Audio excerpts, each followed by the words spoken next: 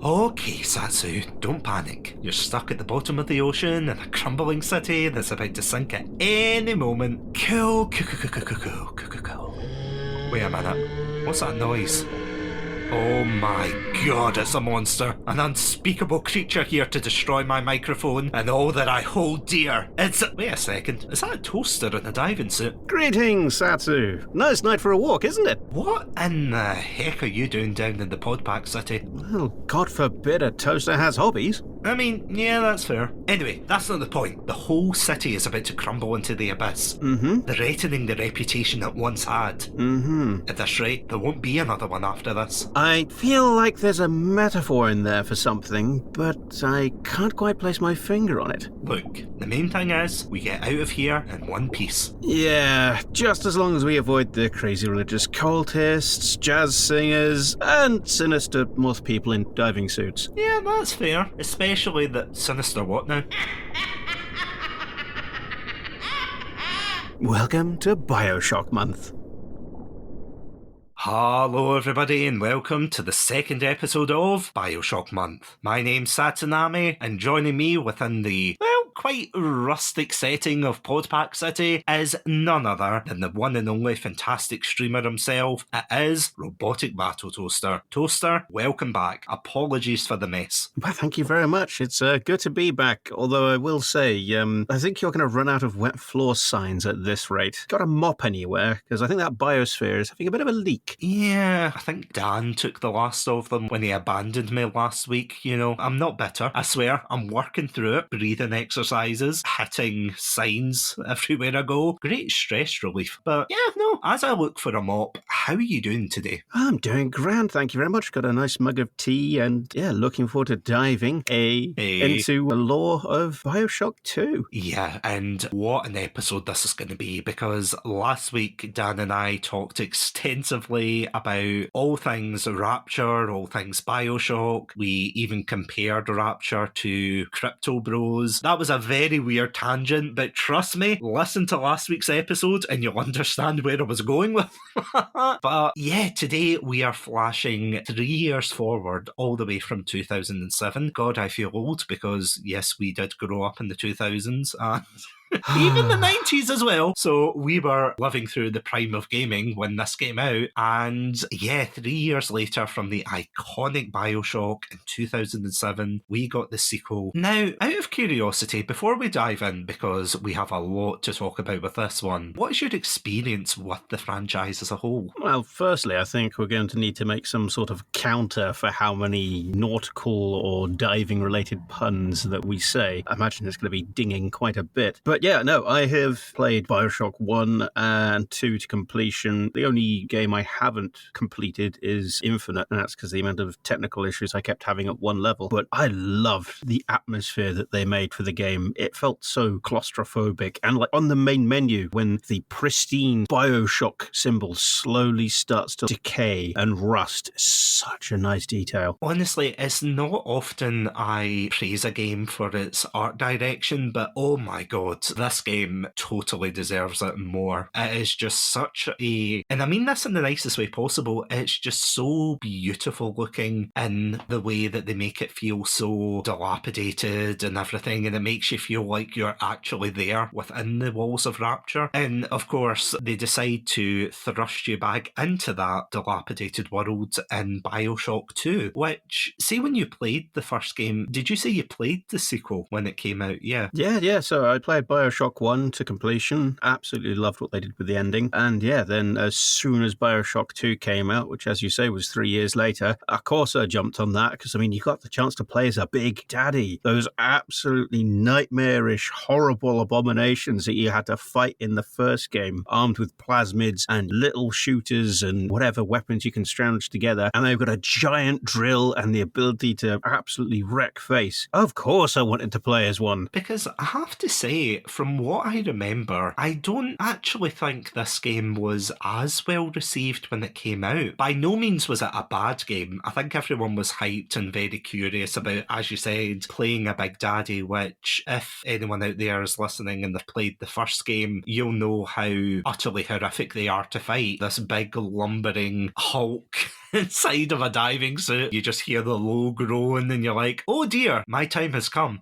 It's time to meet my maker. So, of course, I think people were curious. And as far as I remember, and correct me if I'm wrong here, but I think this was the first Bioshock game, well, I think it's the only one of the series, to be fair, that Ken Levine wasn't directly involved in. It was 2K Marin that took over this one. Correct. It's quite interesting to see because there's a bit of trepidation, isn't there, that when you have such a successful game that I think a lot of people can go as far to say, oh, it's a piece of art in the gaming sphere, that when they take over and they say, okay, we're writing our own story, we're going to do this, we're going to do that, and you're like, oh, I don't know how this is going to go. But see, at the time, do you think people were overly critical of this game, just in a general sense? I mean, I know that it did receive a lot of critical praise. It didn't get as much as Bioshock 1. I remember that much. It was sort of, I guess that is the issue with making sequels to games, is you have got to somehow match the expectations of the first game, hit all the same notes so it feels like it's a continuation of the story, but have it different enough so it doesn't feel like people are just doing the same thing over and over again. And of course, depending on the type of fans that you have, that's going to be either very easy or very difficult. I think it sold more than, I think it was like 3 million copies or so back in 2010,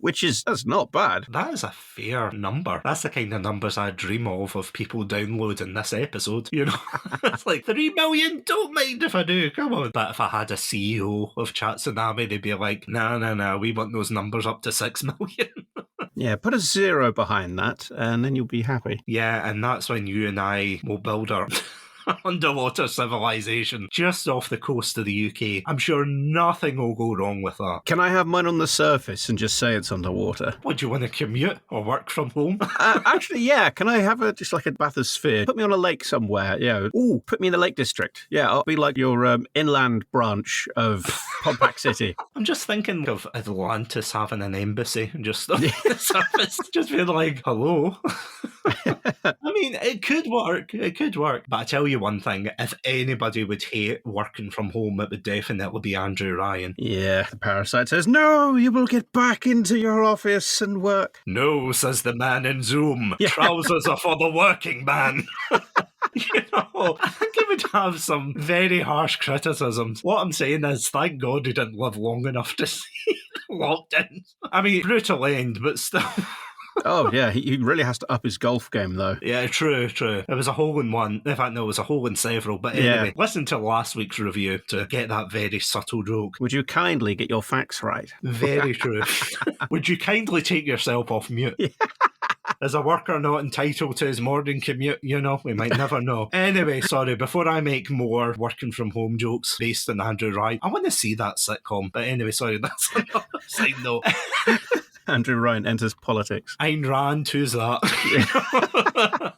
Anyway, back to Bioshock 2. Apologies. So, yeah, it was quite interesting to read that Ken Levine wasn't as involved in this one because I think he was working on something else and then he ended up moving to Bioshock Infinite, which was quite interesting in itself. But that is, of course, next week's episode. Trust me, we have a chunky episode for you on the horizon. But what was quite interesting, and I don't know if you came across this in your research, but I came across a quote from, I think it was one of the lead developers, and this is something that completely blindsided me. It was someone who worked on the original game and then he got recruited to head the project for Bioshock 2, and one of his pitches, I was actually, in a way I was curious, but I'm kind of sad we never got this version of the game. The quote reads as follows. They say, "My original pitch was that you'd play a former little sister in an underpowered return to Rapture, full of fertile trauma that would be uncovered as you went. Very Silent Hill. But I was told, I don't even remember by who, it could have just been marketing person X, we think Bioshock can be a big shooter franchise like Gears of War or Call of Duty." And I thought, good lord, why did you hire me? Yeah. On the one hand, it would have been completely different. It would have been a total departure from what we ended up getting, but I can see why. I'm not saying they're right, but I can see, given the state of the gaming landscape, why why they went in that direction. Yeah, I think they were trying to just ride the wave. But if they tried to make it into a fast-paced first-person shooter, I think that would have completely ruined the feel of the game. You're a big daddy. You are not supposed to be able to sprint, slide across floors. You are a guy who's, if you notice this, his hands, he's got an extra knuckle on his fingers, which I find very bizarre. Yeah.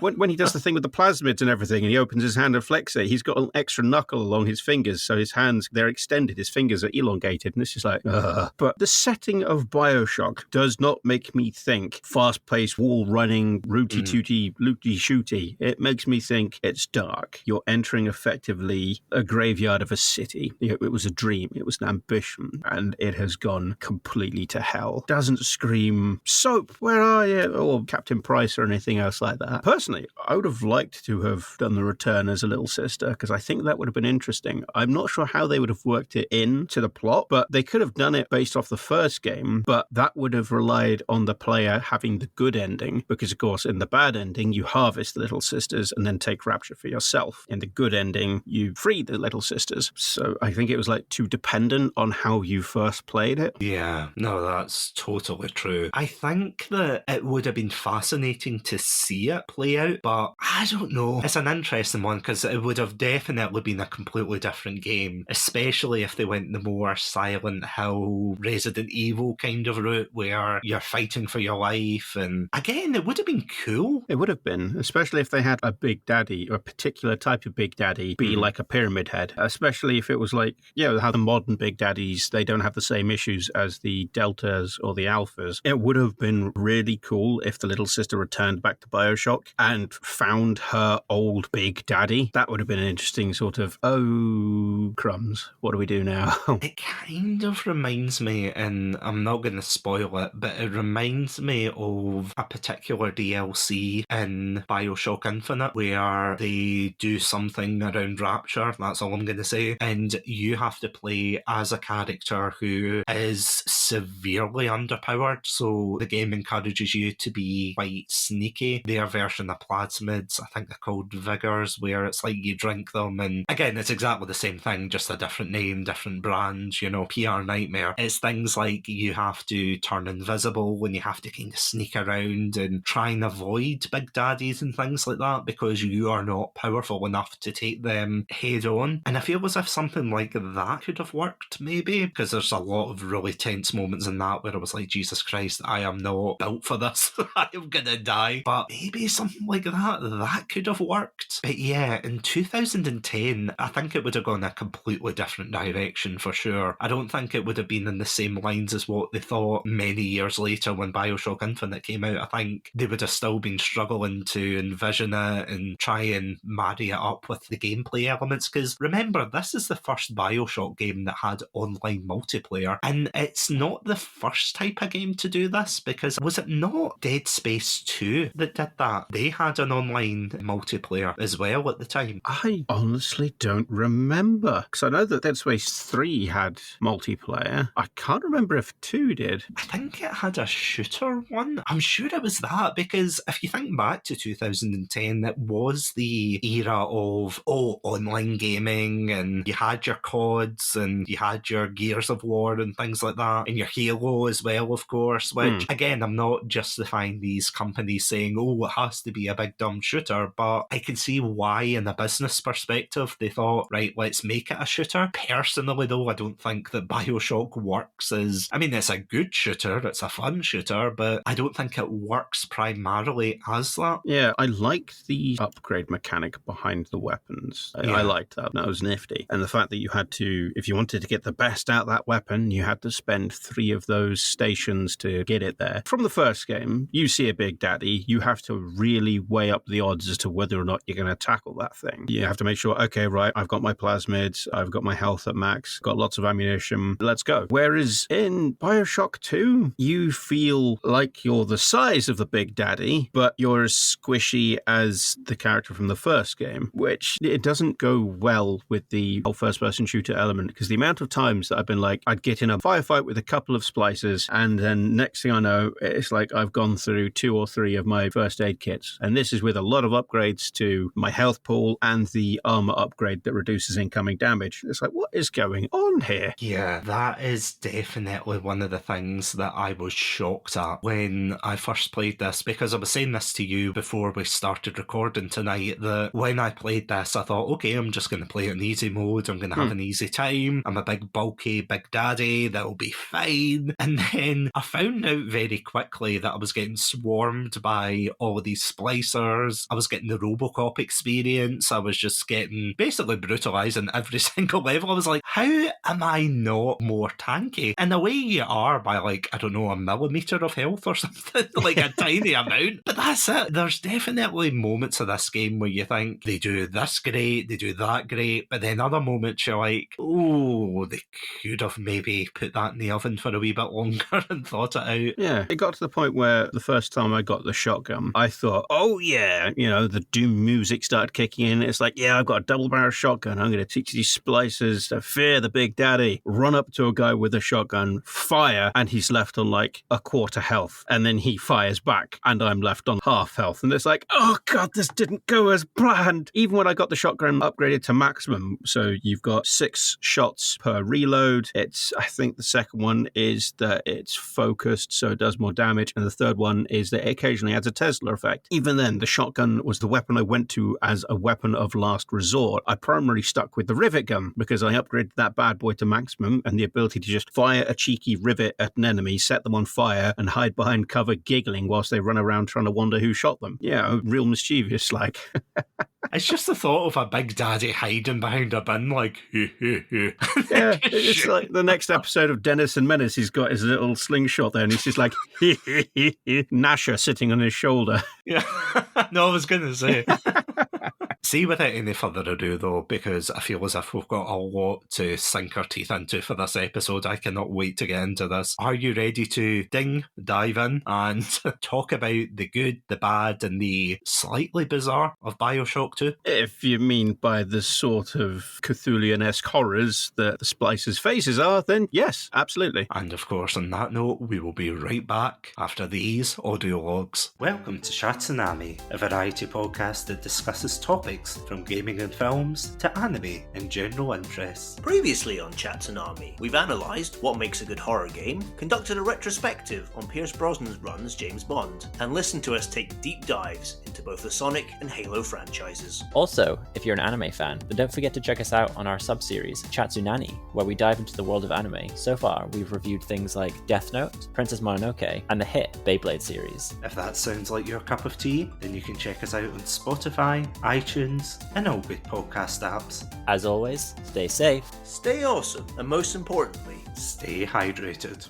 Greetings! My name is RoboticBattleToaster. You can find me over on Twitch and Discord. More social media platforms to follow. I play a wide variety of both multiplayer and single-player games on PC. You can even pick what games I play over on my Discord channel. My channel is a place to chill out, nerd out over video games, and have some fun back-and-forth banter. I hope to see you there. Now, without any further ado, back to Chatsunami. Ta-ta! I swear to God, those audio logs get longer and longer every episode. Oh, sorry, we're back. So... Welcome to the Circus of Values! Apologies. No, that's right. I couldn't remember the theme. I was like, do-do-do-do-do-do-do. And I'm like, that's not the theme, that's just a circus theme. Get it together, Satsu. Come back when you've got more money, buddy. Do you know that's Ken Levine? What? Yeah, the voice of the clown's Ken Levine. You're kidding. Holy hell. It's something I don't think I brought up last week, but yeah, Ken Levine. That's twice you've blown my brain today with voice actors in Bioshock. Yes, because before we started recording, we decided to look at the cast list because, I'm going to be honest, in Bioshock, Bioshock 2, and even Bioshock Infinite, the voice actors absolutely fantastic. But Toaster didn't know, and I completely forgot about it, / forgot to mention it last week, that Armin Shimmerman, who also plays Quark from the Star Trek series Deep Space Nine, also plays Andrew Ryan. So, cannot believe it. I mean, what was it you said about a Ferengi? A Ferengi. Person who hates capitalism is being played by a Ferengi. The rules of acquisition do not support this action. Yeah, please Google that if you don't understand what we're talking about. It's the biggest oxymoron ever, and we love it. He's such a good voice actor and a good actor to boot, so that's a huge Armin Shimmerman shout out of the episode. Come to Rapture, Rapture's fun. Come to Rapture, don't walk, run. I can actually imagine. I can imagine Andrew Ryan dancing to that. Like, Yes, I am great, aren't I? Atlas just fuming in the corner. Anyway, Bioshock 2. So let's talk about the story first, because this is the meatiest part, I feel, because we definitely have a lot to talk about with the gameplay, with the characters. Let's get the story out of the way. So Bioshock 2 started in a way that I genuinely did not expect. You're literally just put into the boots of a Big Daddy right in the get-go. You're walking through this very opulent party. I want to say it's 1958, where it's literally like a year or so before Rapture falls, and it has its big, well, as the cool kids say nowadays, it's big meant to be under the sea. You're walking through the halls with your little sister, and then you turn the wrong corner and your little sister gets attacked. So you start fighting the moth, and then, and quite possibly one of the most disturbing moments, as we talked about last week, one of the main power-ups that you get is something called Plasmids, which allows you to use certain elemental powers. So you can shoot lightning out your hands, you can shoot fire, you can use telekinesis. It's like really cool. You've even got wind. Honestly, you're basically the Avatar underwater. You've got bees. Don't forget the bees. Don't forget the bees, yeah. In the words of the iconic Nicolas Cage, not the bees, they're in my eyes. Oh.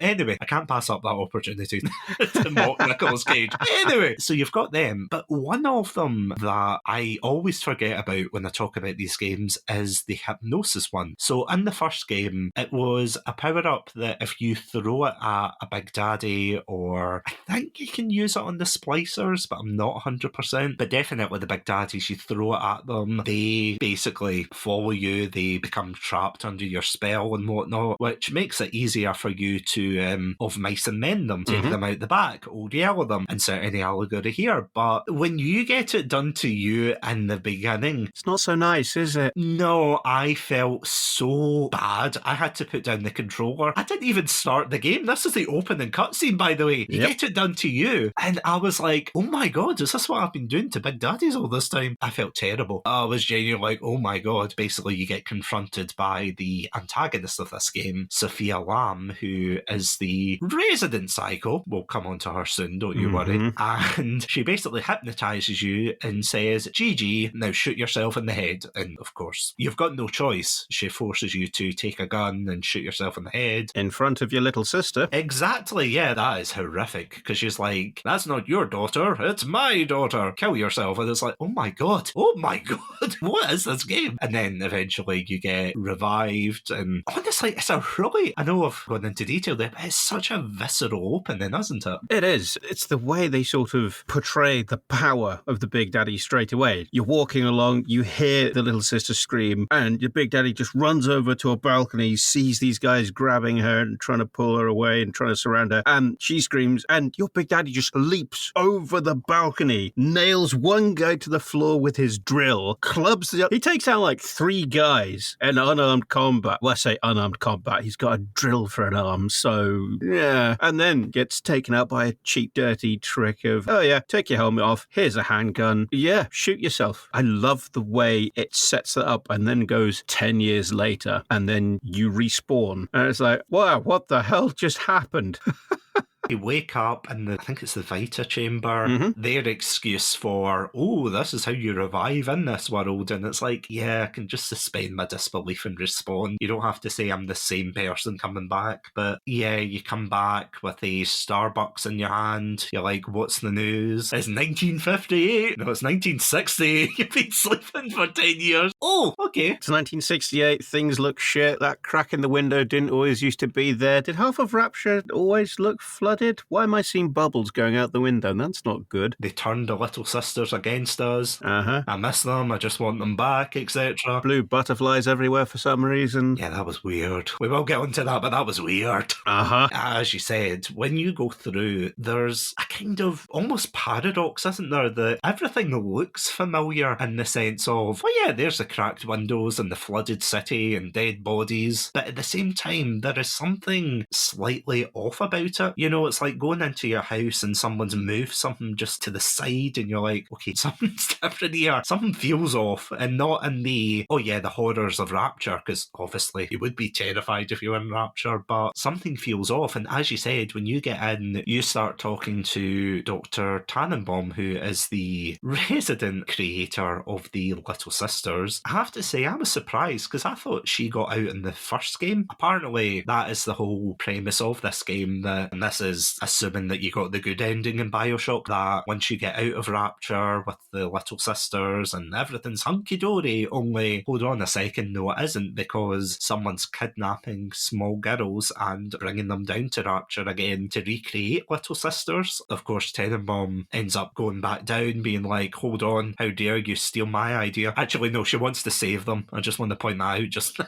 I don't want to be like, she's like, how dare they copy me and violate my copyright? Plagiarism, how dare they? I could draw the line at experimentation, but copyright infringement, oh boy, where's my bathysphere? So yeah, she plunges down and she does try to rescue them and tells you that Rapture is a completely different place ever since it got taken over by the absolutely lovely and delightful Sofia Lamb, who's an utter psycho. Did we play the same game? Just the descriptors you use, the absolutely lovely. Yes, I say that with such facetiousness.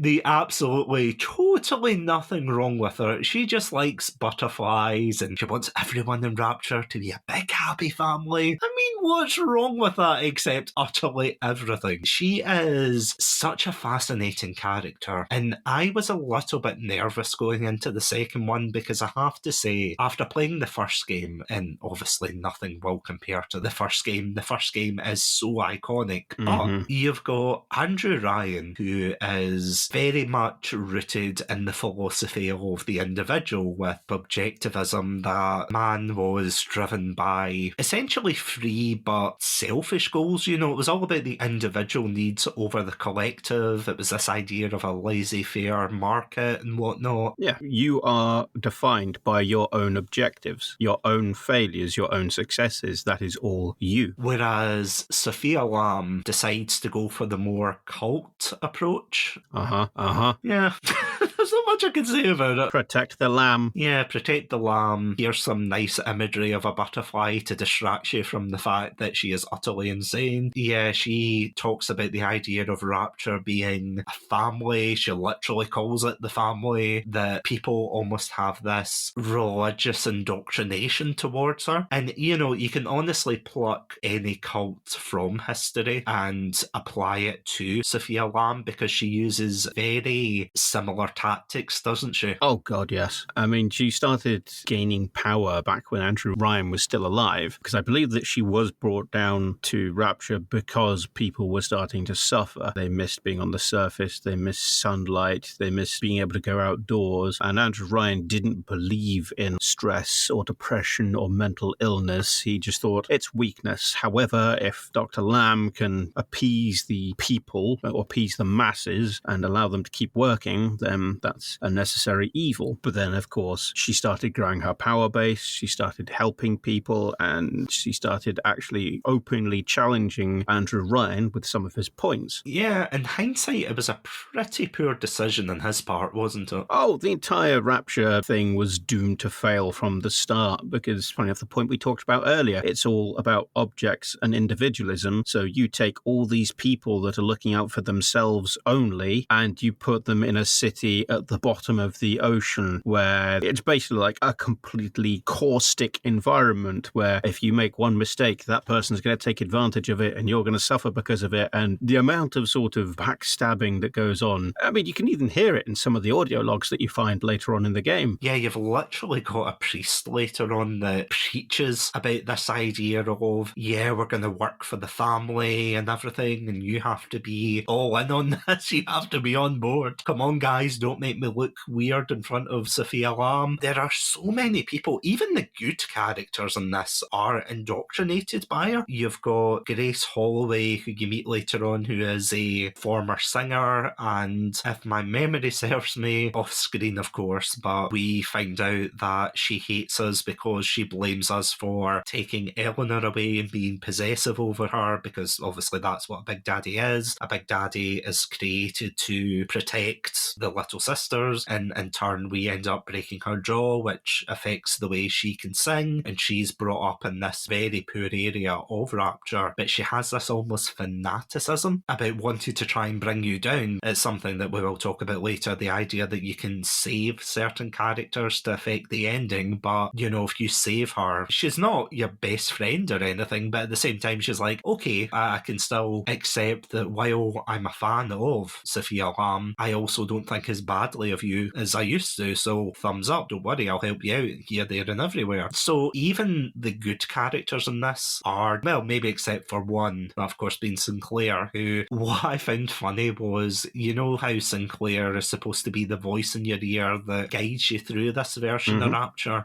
and he's got an almost southern drawl, which I found quite funny because apparently in the first Bioshock game, Atlas had a southern drawl. And yeah, apparently so, but then when people were playing the test version of it, the beta, they were like, oh, this guy's creepy, he's very untrustworthy, and that's why they changed his voice to an Irishman. A fake Irishman as well, because he drops that accent as quick as he can at the end. Oh yeah, 100%, but they changed it to Irish because they thought, oh, he sounds more trustworthy like that, rather than speaking like a cowboy. But this guy, they immediately gave him maybe it's not a southern drawl, but you know, that kind of type of tone. And I thought that was quite interesting, that it almost subconsciously makes you think, especially after the first game, that all right, when's he going to betray us? What's he going to do? You're just expecting it, but that moment never comes, which is great. Oh yeah, every time he's like, oh yeah, I think you should try this. I think you should. I was like analysing every single sentence. It was like a sort of L.A. Noire style thing. I was standing there with my Big Daddy in a trench coat with a fedora. We're looking at the notes going, he wants me to do this. Now, what part is this going to benefit him? And how is this going to get me killed? Well, Rapture's already fallen to hell, so I don't need to worry about that. Okay, maybe he is just trying to help me, which is bizarre. Someone trying to help a Big Daddy. Just weird. The whole fact that what you said with Grace, she does actually, I think it was like her first message back to you was like, yeah, when you walk out the room, she goes, well, you too, and you know, you leave. And then she thinks and she goes, a monster doesn't do that. You took the key, you had every opportunity to kill me, but you left. A monster doesn't do that. A man does. And then when you're getting ready to leave the area, you know, she goes, I'm going to have a talk with Dr. Lamb, because if she's wrong about you, then what else is she wrong about? Thank you for opening my eyes, stranger. And it's the fact that I wish there was more development with Grace, and the fact that we don't know, well, we know what happens at the end, of course, but we don't know what happens to her throughout the rest of the game. It's just such a sort of criminally underrated point, because the entire time leading up to it, it was building up that, oh yes, this is Grace. She's the soul of Dr. Lamb's movement. She's the whole soul behind it. And the reason why she's so protective of the little sister, Eleanor, is because she can't have kids herself. That's why she looks after her so strongly, why she has such a reaction to Eleanor going missing and then some point later finding her with you. It's just, so they could have done so much more with the character later on. Yeah, because I feel as if, and obviously I kind of know why they couldn't really do much with her if you did shoot her and, you know, moved on. But yeah, you don't really get much after that. It's kind of like a bookend, isn't it? At the end of that chapter, literally it's like, oh, right, okay, we've done the Grace one, and then you go to the next bit and you have to fight other people like Stanley Poole, and oh, right, we've fought him, move on. And then the final one, of course, is Gil Alexander, and trust me, I'll definitely be returning to these two particular ones because they are fascinating, both of them. One's a deplorable mess who has no humanity left in his body, and the other one's Gil Alexander. Well, hey, all the Bioshock fans out there, you know what I'm talking about, you know. Yeah, going back to Sofia for a second, because you're right, her whole doctrine, which ironically enough, although she preaches this idea of collectivism against the idea of objectivism, system is almost objectivist in its own right. And that's the thing. You can't really have a true collectivist movement like this without having a figurehead, without having people telling you what you should be doing, what you shouldn't be doing, agreeing to the core tenets. Because as far as I know, and please correct me if I'm wrong here, there's not really a council of the family, there's not a group of them. It's essentially just Sofia Lamb saying, do this, do that, you like me, so you know it's a valid thing that I'm telling you. And all the splicers are like, yeah, that's true. It's like, I helped you back in the day. I was there listening to you. I stood up to Andrew Ryan. He put me in prison. I stand up for you. And so it's Sofia Lamb as the head of the mafia. Then she's got her, lieutenants or so underneath her. There's like Grace and the Wales brothers. And it's definitely a case of she's at the top of the pyramid structure. And it's so insidious, just picking on something you said there, that she helped people when they were at their lowest, because it's something that I thought was interesting, especially with the first game, where you see that Fontaine was a huge advocate for helping the poor people of Rapture, Fontaine's House of the Poor and all of that. Initially you think, oh, that's a very altruistic thing to do, it's very charitable, it's very nice. And then you realise, wait a minute, why is someone pouring all of this money into something like this if you're not getting anything out of it? And the reason he was doing that was to build a reputation and to build himself as a figurehead of this movement. So when the day came that he had to overthrow Andrew Ryan, he's in the perfect position. And it's exactly the same. I would argue it's actually worse with Sofia Lamb. It's a lot more insidious. Yeah, because all these people are voluntarily coming to her to say, I'm feeling terrible, I don't know what to do, I'm poor in this supposed utopia. I mean, if you feel bad in the real world watching all of the 1% go around in their super yachts and whatnot, imagine being isolated from the rest of the world. No opportunities, no communication with the outside world, slowly devolving into a tyrannical system, and then you see your neighbour crawling on the walls with sickles, That doesn't help either, to be fair. Must be a Monday. Yeah, just getting the paper like, morning, Jim. How's the kids?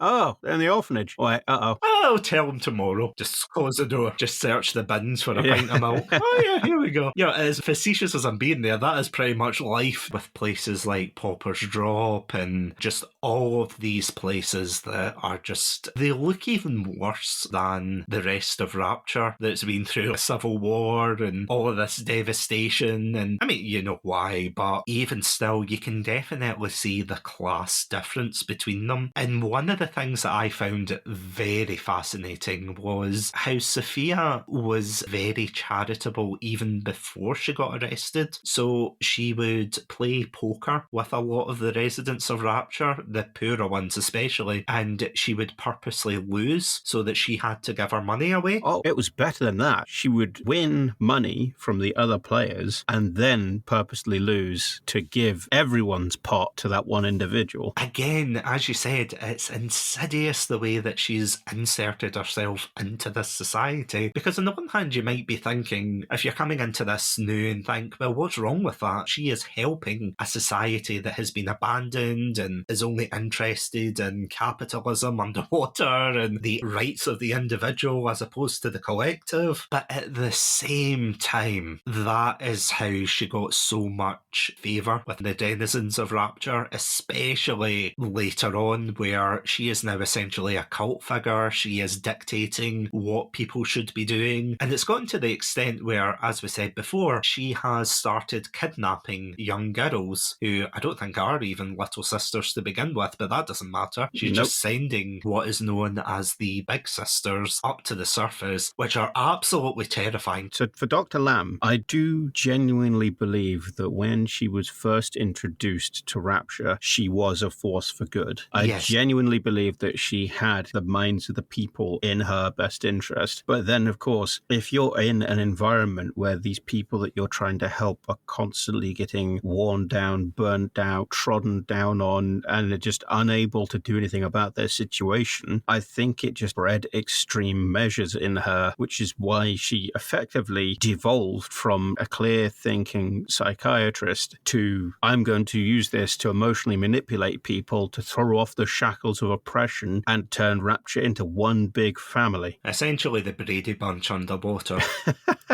I've never seen the Brady Bunch, by the way, but if it was underwater, then I'm assuming that's what it would be like, only with more drill arms. But anyway, yeah, I suppose you could argue, though, that that is the curse of Rapture, that it is the promise of a utopia, it's the promise of something better for the people, and then all of a sudden you've got this very corrupting influence that everyone says they can do it better. You know, it's like a YouTube comment section. It's like everybody says, no, if I was in charge, I could do it better. So, you know, you've got Andrew Ryan fighting against Fontaine, and you had Sofia Lamb, who was locked up, and she wasn't able to do a lot behind bars. But, I mean, thank God she wasn't turned into a big daddy. That would have been the whole thing. But, yeah, at the same time, it is just terrible how someone who's coming in as a force for good is just totally corrupted by that. And as I said, that leads on to the whole thing about the big sisters, who they get sent to the surface to basically manifest Sophia's machinations, as it were, to bring these children down, to infect them and turn them into little sisters so that they can,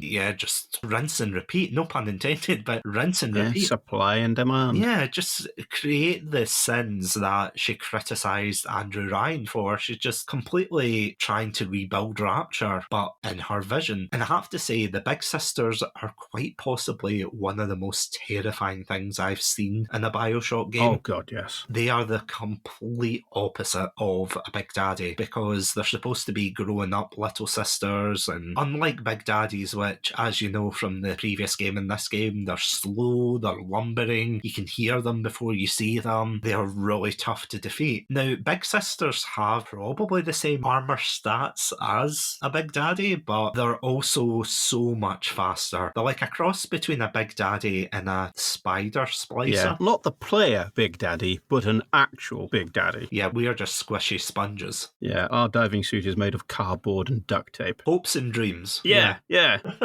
They are scary, and the way that they introduce them to the area, it's like, you have rescued all the little sisters in the area. The big sister is coming for you, and you hear this shriek, and your vision goes red, and regardless of where you are in that area, she will appear, and she will hunt you down, and the only way you can escape her is by leaving that area, or killing her, if you've got the weapons to do so. Because I ended up setting up all the traps in the world, and it still didn't help. I was like, oh God, I'm getting my ass kicked. They are so tough. They're probably the toughest enemy in the game. Oh yeah, they are substantially tougher than the big guys that have got the muscle strength upgrade and the bone density upgrade, because those guys, you can take them down with fire. But with the big sisters, I found I think it was either, I can't remember if it was armor piercing or anti-personnel rounds on the heavy machine gun. That was the way to deal with them, whilst they're spin kicking their way across the wall faster than Sonic, and grabbing the odd splicer to have a convenient protein shake while they just stick their needle into them, drain them of their blood, recharge their health, and throw the corpse at you. It's like, good Lord, what is happening? Yeah.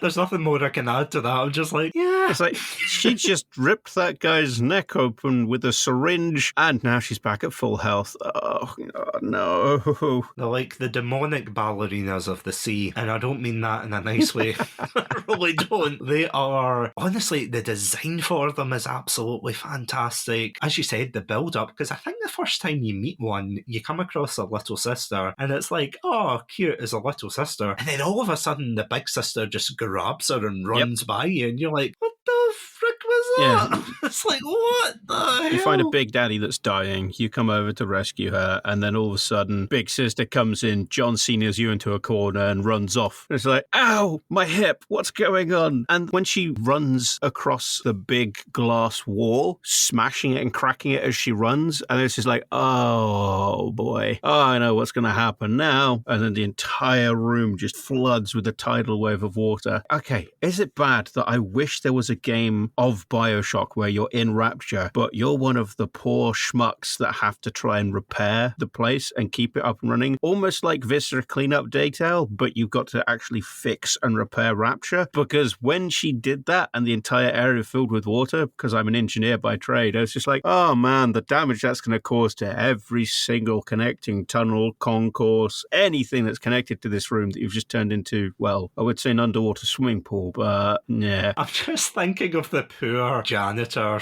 / engineer, and he just looks out and he sees them smashing the window and he's just like, that's it, I quit, I'm out of here. I mean, near the start of the game, you do actually see a Big Daddy repairing one of the sections of Rapture. He's outside with a rivet gun and he's like patching up a hole and stopping the water coming in. Of course, it doesn't help the fact that you go into the next corridor and you find that same Big Daddy dead, and it's like, what the hell happened here? Is there a xenomorph in the vents? That was the quickest off-screen death ever. I mean, that is terrifying because you're kind of conditioned, ironically enough, the would you kindly conditioned to fear the Big Daddies. And this is something I brought up last week with Dan, that back in 2007 when you saw a video game that was more shooter action oriented, it was always the big muscly protagonist and they always put a face to the game. Whereas for Bioshock, if you look at that and even look at this, it's the picture of the Big Daddy. This is what you're walking into. Good luck. Enjoy. Try not to get drilled on the way.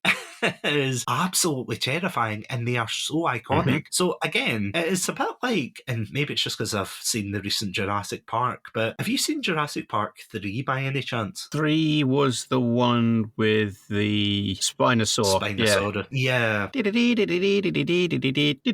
the one. It's like, that's my foot. Oh no. And they just look up and it's just standing there staring at them like, hi. He's using my minute. Yeah. Well, I mean, it's a cross between that and, Worf from Star Trek, where basically, and the reason I brought up Jurassic Park 3 was in that there's a particular scene where they have the T-Rex, and the T-Rex in the first 2 films where they're the iconic dinosaur, they're the, oh, shit hits the fan whenever you see them. And it's a bit like Worf as well in Star Trek, where it's like he's the muscle and everything, and nobody can defeat him. Yeah, I'm getting there. I'm getting there. X to doubt. But hold on.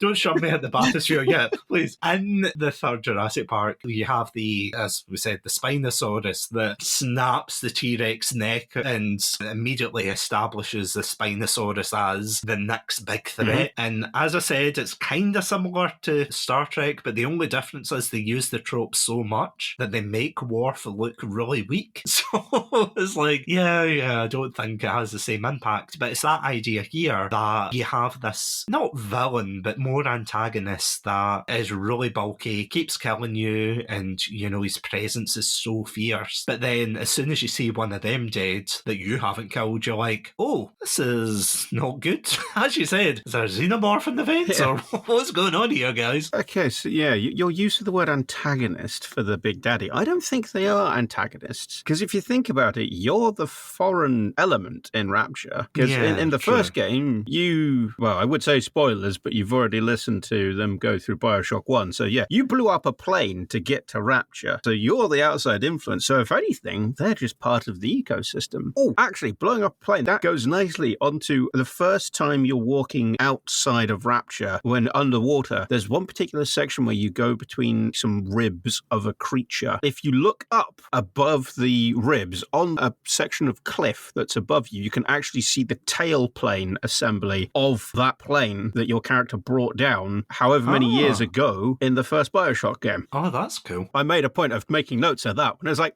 cool. Alt-tab, open up Word. It's like getting the camera ready. Neat.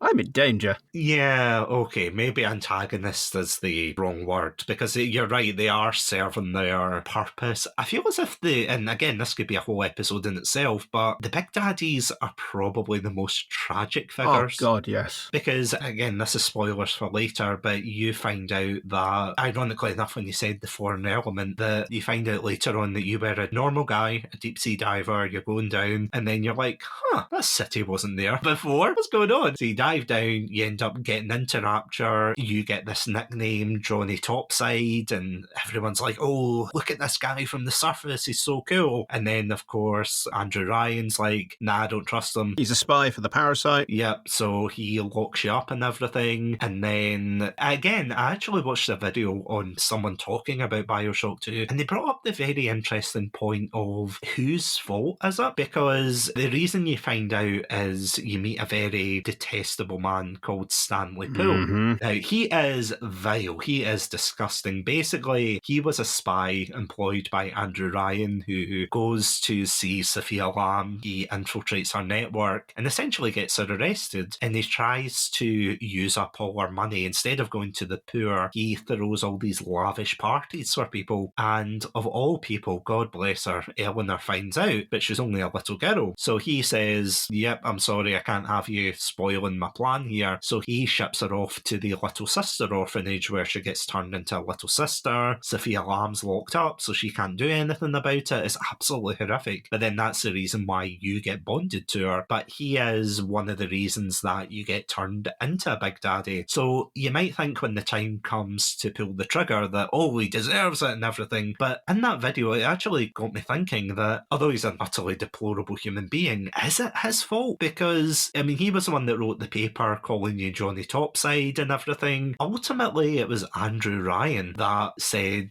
oh, I don't trust him and everything. But then if you think about the wider society under there that encouraged them to turn people into Big Daddies, and eventually you get turned into Subject Delta, maybe that explains why you're so squishy, but even still, I don't like it. There's the Alpha series that's before you. They're the ones that if they lose their little sister, they either fall into a coma or they go on to a murderous, unstoppable, homicidal frenzy, which is why they're used as, well, shock troops later on. But I think you are still very much a prototype, which is why, as you said, compared to the other Big Daddies, you are a lot more squishier. Again, I don't like it, but I guess that's why. Yeah.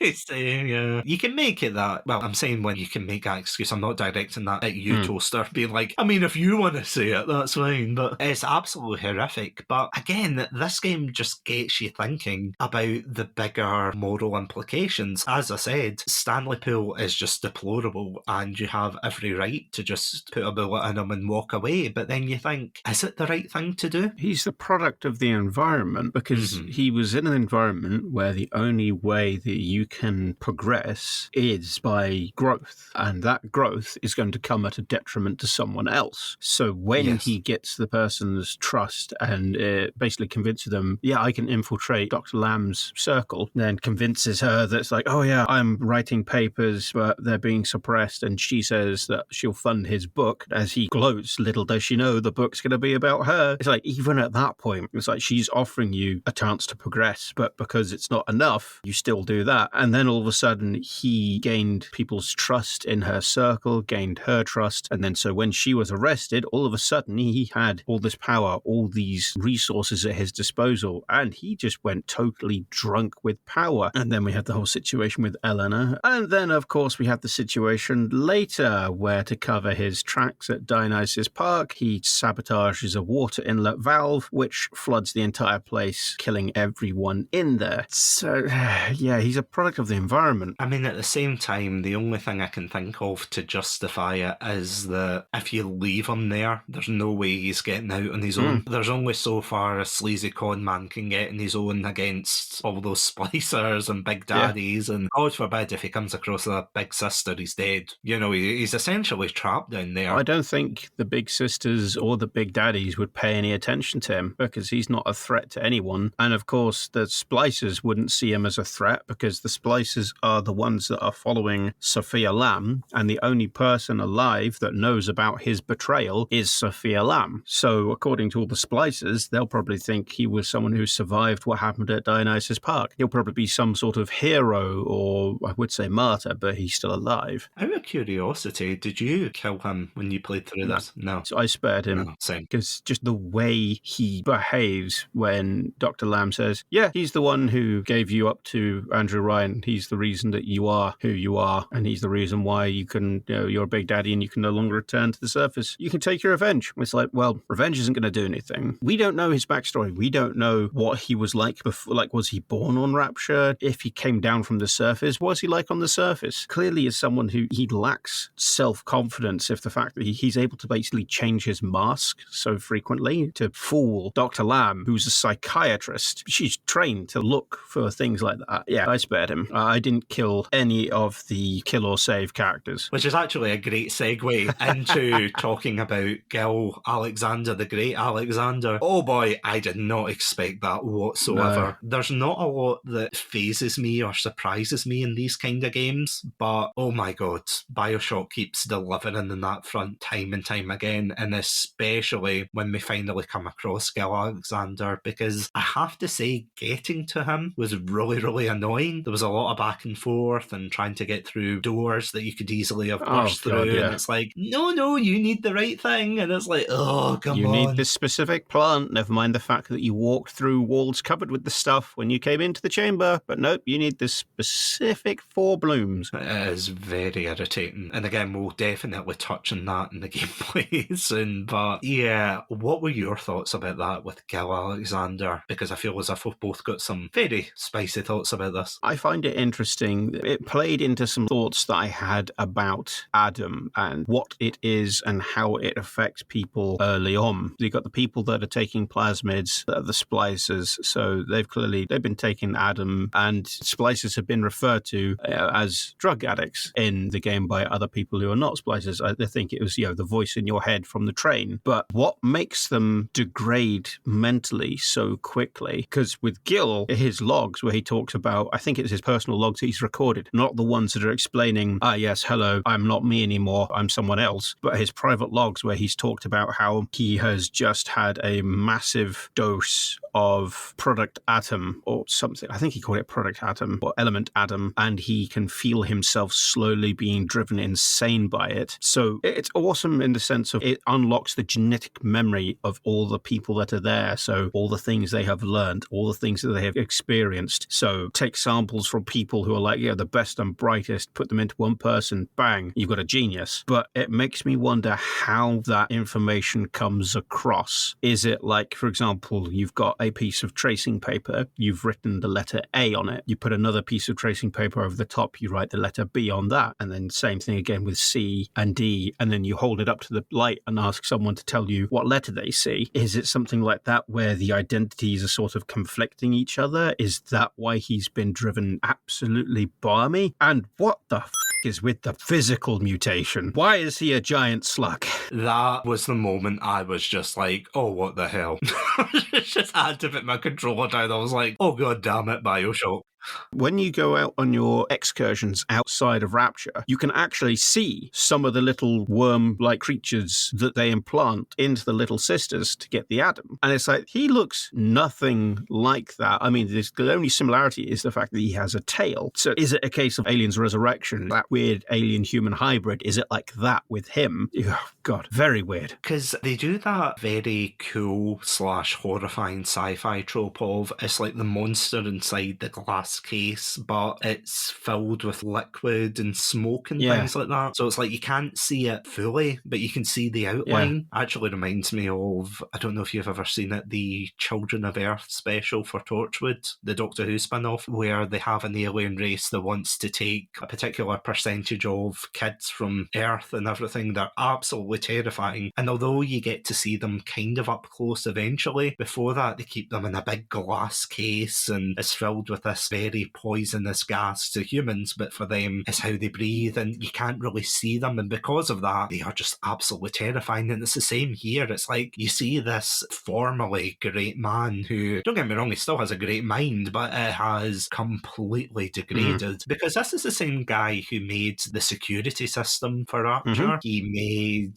the Alpha series, he made the bonding protocol for Big Daddies and Little Sisters. He made so much. He even throwing through shade at Dr. Suchong, which I find quite funny. He's like, yeah, I don't like his methods. It's like, my methods are great. That's why they call me Alex the Great. It's like, oh, you're so up yourself. I love it. Yeah, he is a completely well-established inventor, creator, whatever you want to call him. In Rapture, he's earned his place up at the table. But again, something that I found interesting was that because he feels guilt over certain elements, that Sofia picks in those insecurities and says, oh, you should do this, you should do that. So by the time he joins the Rapture family, as you said, he's just now a slug in a jar, and you have to try and decide whether or not you can kill him or you can spare him. It's absolutely horrific. It is that moment where you're sitting there thinking, surely the best thing for this guy would be to put him out his misery, because with Grace, you know, she's just misguided, she's been manipulated by Sophia. For Stanley, you know, as we spoke about, he is just a product of his own environment. Gil is just, oh my god, he has literally become the monster of Rapture, and I think that's something similar that they expand on in Minerva's Den, when you have to try and find an AI program called the Thinker, and don't worry, we will be talking about that in a couple of weeks with the fantastic Alex of the Game Club pod, so definitely stay tuned for that. But it's a fascinating direction, isn't it? Aye, it is. And it made me think of, I think it was called Dishonored. In the second Dishonored game, you find that genius who's made lots of clockwork soldiers and lots of really advanced technology for the age, you know, where there's still burning whale oil. And you get a sort of similar thing there, where you can either kill him or render him harmless by reducing his intellect. It's a sort of similar choice. I spared Gil just because, yes, the recordings of the past were saying, no, kill me. I don't want, that's not me anymore. Please kill me. But in his current configuration, iteration, form, he doesn't want to die. So it was almost like, do I accept the words that are recordings as gospel and ignore the living creature that's in front of me pleading for its life because a recording of it in the past said, oh no, that's not me anymore, kill me? Or do I listen to the actual creature that's alive in front of me and,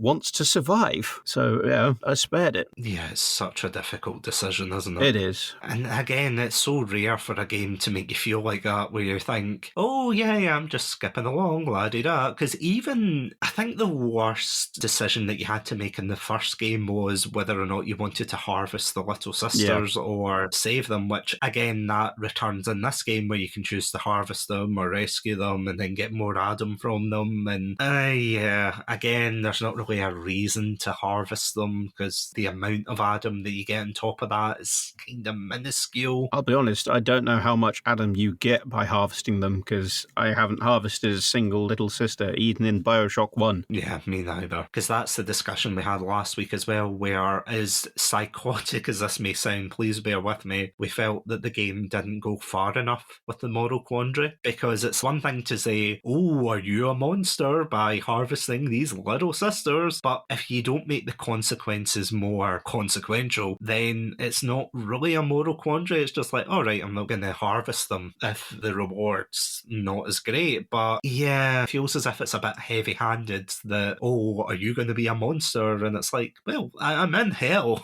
It's like, what's one more monster? I've literally carved my way through like 30 people to get here. They might be levels of insanity, but they're all living, breathing people, and I've just carved through them all. For some reason, they're all talking about exit stage left and everything. It reminds me of my friend Adam's, I think, critique is probably the right word, of Uncharted, where, you know, in that game you kill, I don't know, hundreds of unnamed NPC grunts and everything, but when it comes to a named character, it's like, no, I'm not a monster. And you're like, you clearly are.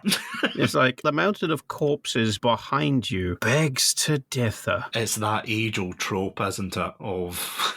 Yeah. I'm not a monster. Or the Batman, I don't kill people, I just drop them off of really tall buildings. It's like, yeah, that's killing people.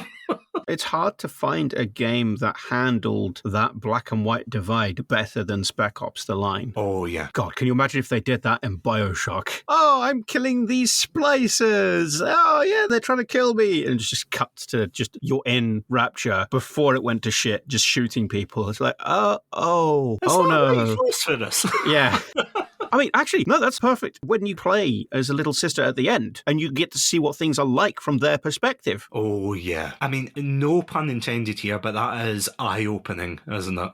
It's like, oh my God, what happened to them to make them think that this is the case? Yeah, as you said, there's a bit at the end where you play as a little sister briefly, and they see the world as it used to be, you know, pre-gone to hell rapture. Everything's golden and opulent, and whenever they see a dead body, they see them quite beautiful looking with angel wings. What I loved about the angel wings as well, because whenever you see them in the first game, and especially in the second game, they say, "Look, Mr. Bubbles, it's an angel." And you're like, did you watch It's a Wonderful Life again? Yeah. Every time a big daddy revs up his drill, an angel gets his wings. Literally, but... Let's take this for a spin. Thank you, Clarence. Anyway. My favourite movie aside, you see them lying there very peacefully, almost like Sleeping Beauty-esque. Yeah. And they've got I never actually realised that until now, it's like the chalk outline of wings. Yes, it is. Very much like a forensic body. You know, like you've got the chalk outline, and obviously it's to imply that, oh yeah, they are an angel in the little sister's eyes, but also they're dead. And then, you know, when they stab them with the needle to extract the atom, that's when they kind of see the world briefly as what it is. Well, I don't know if that's more for the player or for us. I think it's going to be for the player, because I imagine if they had those moments of lucidity every now and often, they'd be a lot less, I'm going to get the light from her belly. It's almost like a sort of we happy few moment, but instead of a downer, it's we have a little sister. How can you tell? She's drinking someone's blood. Do you know what I didn't realise with that, actually? I saw a scene where they harvest the atom and then they start drinking out the back of it. Yeah. I was like, the hell? And then when you look closely, you can see it's been purposely designed to be, you know, like a bottle. Yeah. I remember looking at that thinking, what the hell? Rugrats would never. Reptar would not allow it. Reptar wouldn't put up with this. Is a baby not entitled to his nap time? No, says the man upstairs, etc., etc. Sorry. You must drink blood from angels. See, this is why I got fired from my job at Nickelodeon, but anyway. They just didn't see my vision, okay? They didn't see it. The unaired version of the Rugrats. Come on, guys, we're going on an adventure. Underwater, Tommy? What the hell? Anyway, yes, that uncut version of the Rugrats movie aside. Yeah. Honestly, it's just so juxtaposing, isn't it? That you've got this image of innocence, and I know that's why they have the little sisters, because originally, as we spoke about last week, they were supposed to be slugs, and then they were like, what if we have a dog in a wheelchair?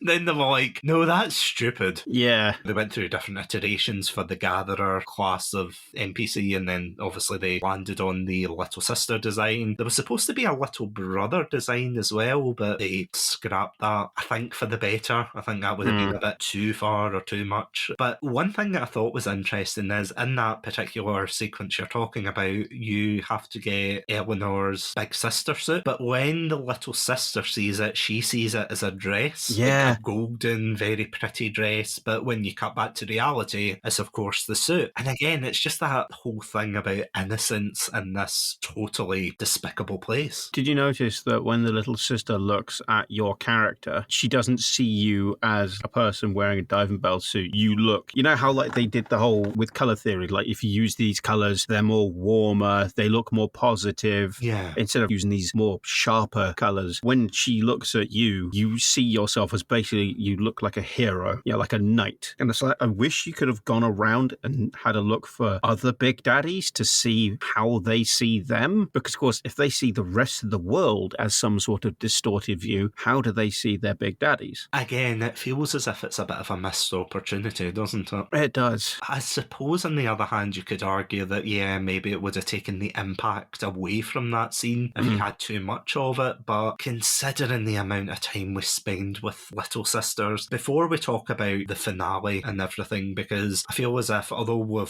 skirted around it and talked about it at the very beginning. Can we just talk about the gameplay and some of the slightly more negative elements of this game? Yeah, sure. And apologies to, again, ding on the punnel meter to bring it down. But I feel as if, on the one hand, the gameplay is absolutely fantastic in this game. And I think that's one of the things that the developers wanted to focus on. They wanted to build upon the combat and things of the first game. And thank God you can shoot and throw plasmids at the same time, because my God, were you as happy as I was when you could throw lightning and shoot someone? Oh, yeah. It's just like, I'm just going to electrify the water that you're standing in whilst firing a grenade in your general direction. It is so satisfying. I was so happy. I was like, it's so beautiful. Pew pew. And you can definitely tell with the layout of these levels that they're a lot more open, aren't they? It's not just narrow corridors, although you do have your narrow corridors still, but you have these open places, and I can't remember for the life of me which part of the game it is, but you know where you're almost in this bar/shopping district. I know the one you're talking about. It's like you can weave into the shops and the bars and things, and you can go upstairs. It's before you go to the church, because that's the place that she floods trying to kill you. Yeah, floods trying to kill a person in a diving suit. Several times, yeah. Yeah.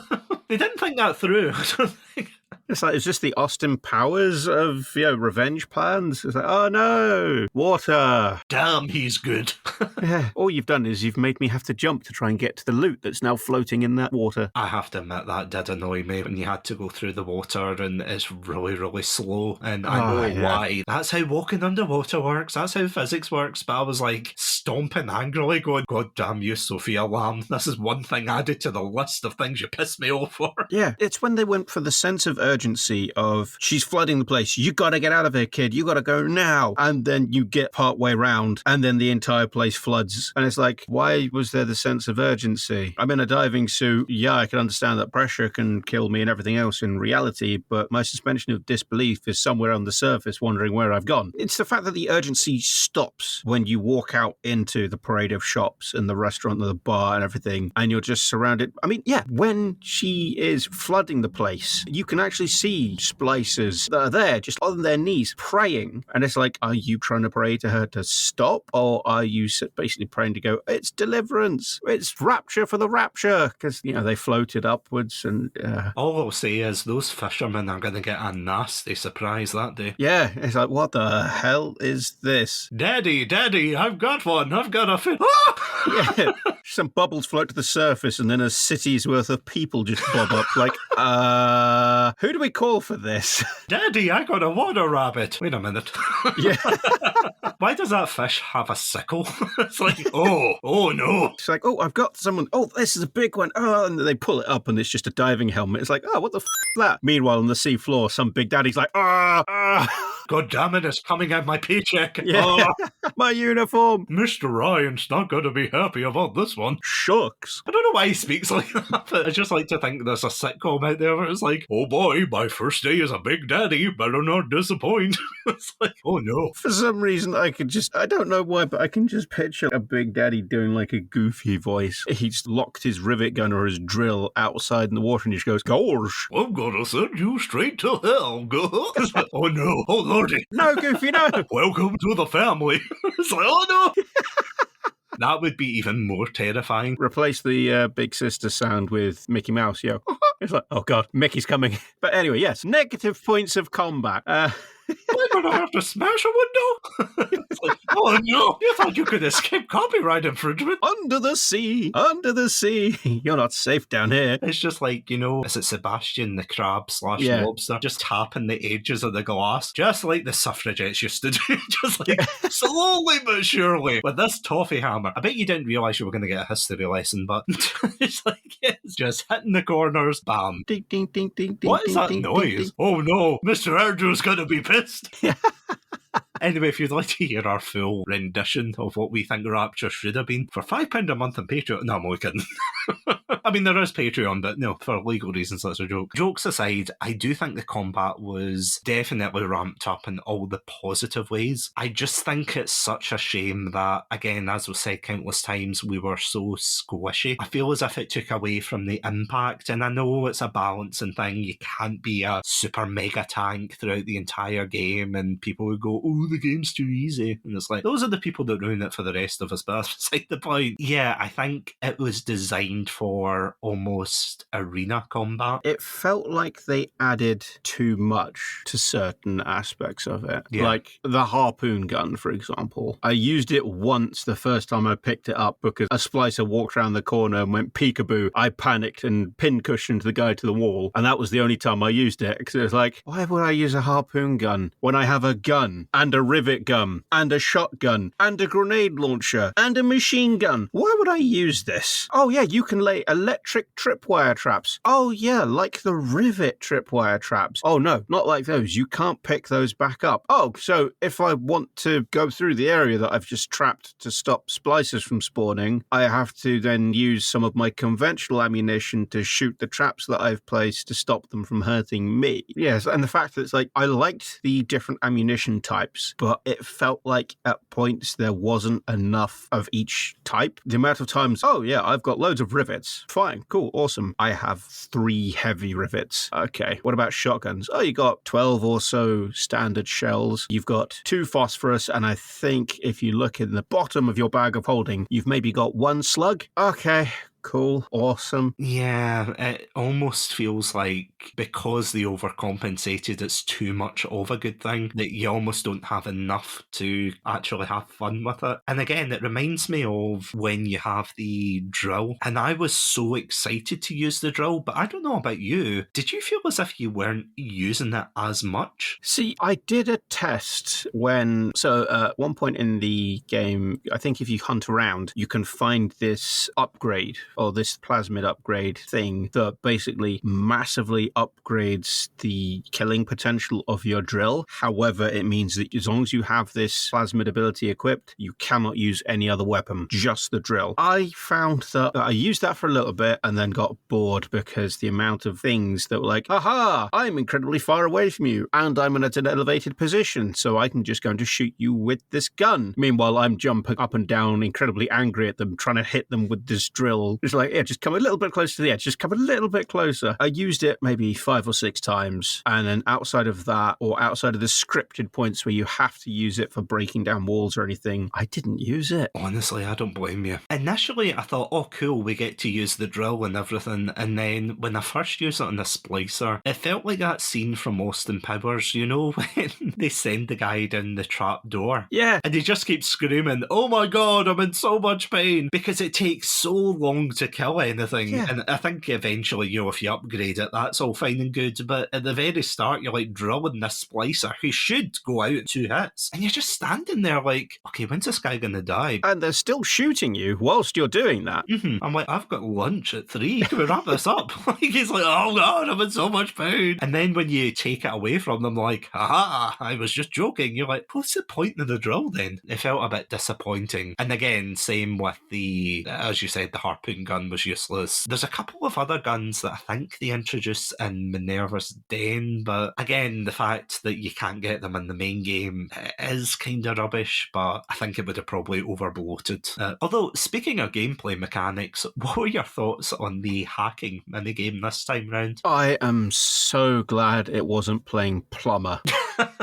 Because when I first played Bioshock 1, I was like, okay, I can sort of see the connection. We're an underwater city that's using, suspension of disbelief sci-fi technology. Okay, yeah, I can see that. But yeah, moving it to the actual hacking minigame, I really did like that. And I like the fact that if you got it in the blue section as opposed to the green section, it does additional things. If you messed up and it was just like, oh, it's just in the white section, fine, you just get a bit of a shock, but no problem. If you're in the red section, oh, sure, security kicks off and you have a bad time. But yeah, the first thing I would do when I went to an area is I'd hack the cameras, hack the health stations, then hack the shops. Because if you leave a splicer wounded, they'll go to the health station. And if the health station is hacked, it'll kill them. If you hack the cameras, they'll summon helicopter drones, which I don't know if they changed something about the helicopter drones between 1 and 2. But in 2, my word, they were useless. It's like they make a lot of noise, buzz around like an angry lawnmower, and then shoot vaguely in the direction of where the person is. Maybe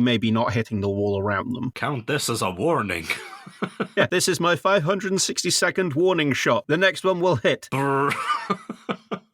This is my 563rd warning shot. Don't let me catch you here again. Yeah. Guy turns around and slips on the brass from all the shell casing. Whoa! Don't come back. Sorry. Back in. You didn't expect me.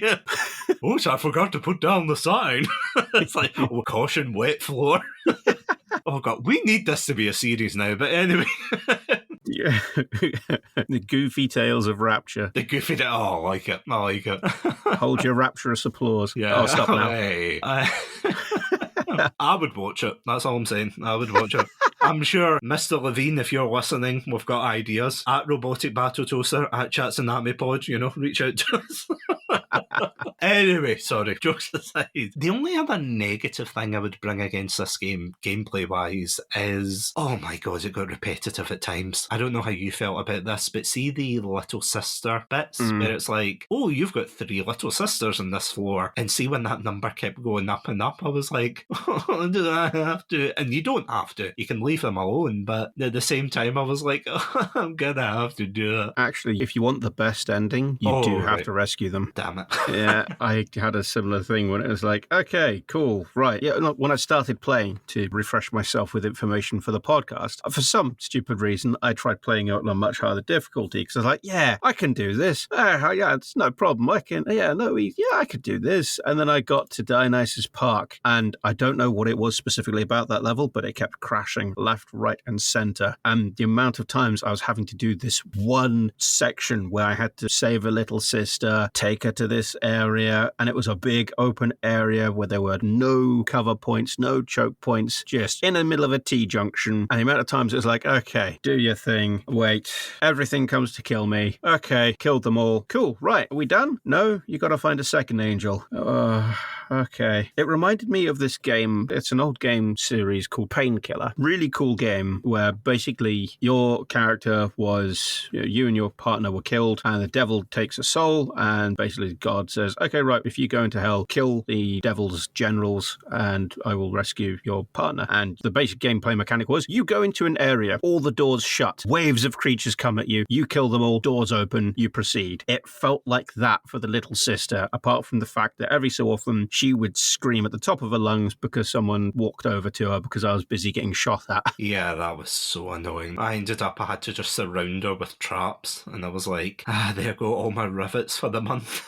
Yep. Just like, yeah, because it was annoying how tanky some of the splicers felt, and I'm not talking about the brutes or, the chunkier ones. I'm talking about the ones that were just citizens of Rapture, and don't get me wrong, they're probably zonked out in plasmids and Adam and whatnot, but I was just like, oh, for God's sake, just stay down. It was really, really frustrating. It didn't feel like, Doom. I know this is going to sound like a weird comparison, but Doom, where that is a perfect example of the power fantasy game, where although you've obviously got your hard bits in that, you are the threat in that game. You are the one that's progressing forward. You're ripping and tearing your way through the game. Even with something like Halo, for example, again, although there's hard bits in that, and we don't talk about legendary mode and Halo 2 getting sniped from afar, you do feel as if you are the super soldier, the hero, that kind of thing, the big bulky person. In this, it feels as if you're constantly asking for an ibuprofen or a paracetamol for the headache you keep getting every 5 minutes. Yeah, they feel more tanky than me. Yeah, exactly. You're literally in a 1920s flapper dress and you're in a suit. You're in a 3-piece suit with a Phantom of the Opera mask on. I've shot you with an incendiary rivet and you're on fire. Why are you still alive? I don't know, he believed in himself or something. The old anime trope, I don't know. Power of friendship, apparently. I mean, the one moment I have to say I found quite heartbreaking / clever And this is something, again, we talked about last week about the idea of environmental storytelling that this game, I have to say, does build upon as well, where there is a guy who says that he dove down to Rapture to try and find... Oh, Yeah. yes. Yeah, and I genuinely didn't realise this until I was rewatching it and refreshing my mind, and I was like, oh my god, that was heartbreaking, where you come across these audio logs and the guy's like, I'm going to find my daughter. And I remember the last time I found an audio log like this in the first game, and you literally see a couple who have overdosed in pills because they realised that their child had gotten turned into a little sister and they just couldn't take the guilt and the shame of it. They just decided to kill themselves. It was horrific. But then, of course, there's one moment where you fight this big daddy and you have to get the little sister to rinse and repeat and do what you've always done. But it's the only time that you kill a big daddy and it's got a name. And that was heartbreaking when you're looking down at this and going, why has that big daddy got a name? It turns out the little sister was his daughter. So in a kind of bittersweet way, you think, oh, at least they got together in the end. But at the same time, it is horrific that a father went down to Rapture to try and save his daughter, got forcibly turned into a big daddy, bonded with his daughter, and then was just condemned to stalk the halls of Rapture. It's horrific. Then it's a case of how much does he remember? How much does he know about her after the process? Because it's like, she's not going to know a damn thing about him at all. How much is he going to know about her? Because with the guy who's helping you along the entire mission, what happens to him at the end? Is it something like that for them? And if so, does that mean that every moment that they're walking around escorting their actual daughter, they're sort of like not in control, but they are aware, it's like, that's my daughter, but she doesn't know who I am? That was heartbreaking. Again, between that and, as you said, Sinclair unfortunately getting kidnapped and... Oh, God. Yeah, and I felt bad as well because I'm like, oh, I called you Atlas 2.0. Turns out you're fine. But yeah, his death, well, not death, but I suppose spiritual death, let's say, is just horrible, where he's begging you to put him out his misery because he has been turned into one of these monsters. And it's a bit, kind of spoilers from a nervous den, so skip ahead a couple of seconds, but I'm pretty sure that they come across a cure for big daddies. They manage to turn certain ones back and reverse the effects of Adam, but again, I'm not going near any of those splicers or big daddies who are stomping the ground, so yeah, he didn't have a chance, unfortunately, and it's such a damn shame. And with what was going on with the entire area as well, and the way he was describing it, what was happening, I can hear her in my head. I can't fight it. I remember who I am, but it feels like there are walls growing between me and who I am. It's like he's losing himself whilst fighting this thing. And the fact that when he's actually fighting it, and you can see he's fighting it, if you notice his movements are more human as opposed to Big Daddy. He leans on the glass. He's actually really struggling instead of all the other variants of the alpha class Big Daddy that you met that were running around in a blind rage just trying to close distance with you so they can murder you. And then it's like, yeah, I have to run. I just have to get away from you. And he runs off with the key. Because ironically enough, it is the perfect summary of, and maybe it's a bit on the nose, but it is the perfect summary of what it must feel like to be in a cult. That idea of, obviously without the diving suit, but you don't need a diving suit for a cult unless it's a very, very, very weird cult in terms of cult standards. But that idea of, as you said, that he feels as if, oh, she's in my head and everything, and that concept of isolationism, because let's face it, if you're in Rapture, you've been cut off from the outside world by Andrew Ryan, who at that point had turned paranoid and he just didn't want anyone from the outside coming to his quote-unquote perfect utopia, which was absolutely horrific. But then, of course, as we said before, they got driven into the arms of Sofia Lamb, who essentially created this Rapture family movement and said, don't worry, you're safe with me, I know what's best for you. And it's that idea of, both literally and figuratively, they are hearing her voice and her doctrine saying, don't worry, I'm here, I know what you need. Even though, does she? Not really. Maybe it started out as good intentions, but I'm gonna be honest, the game starts with her in 1958 telling you to shoot yourself in the head, so I'm gonna be honest, she's not a very nice lady. I think she did start with good intentions because don't forget the part where you're introduced to her as the player character in Bioshock 2. Things are already on the decline because the fact that, of course, we've already had the whole situation where Stanley Poole has killed everyone at Dionysus Park. We've had the part where Eleanor has been abducted and turned into a little sister. So we've already had the moment where we broke the jazz singer's jaw. We've already had all those events happen. So there's already been a lot of development for her. But one thing I did notice is that as the game progressed, her attitude towards Eleanor became less of she's my daughter, she's the savior of Rapture, to, she is an asset. She is my asset. I won't let you corrupt her. And the fact that at one point in the ending moments of the finale, as it were, she's berating your character, or the player character, effectively giving her humanity. So you wanted her to be the savior or the utopian, the first utopian of Rapture, and you wanted her to have no independence, no free will, and no humanity because she's easy to control if she's just everything for everyone, nothing for me. So essentially what you're saying is it's the scene where kettle meets pot. Yeah. Yeah, it's like, how dare you try and get back to my daughter? How dare you? I know it's your imperative because of what you've been programmed to do so, but she's not yours anymore. She's mine. She's Rapture's. And the fact that she keeps referring to her, but doesn't refer to her like a mother would talk to her child. It's like someone talking to a prized possession. And that is evident, in my opinion, when she's more than happy to smother her to get to you. Yeah, she's a very toxic mother, and that's underselling it here. She Yeah. is very, I know I've been facetious, or read as I've been facetious about saying, oh, haha, she's not a nice person, but in all seriousness, that is just the cherry on top of the absolutely abominable cake that she has created. And I'm not just saying that because I'm hungry.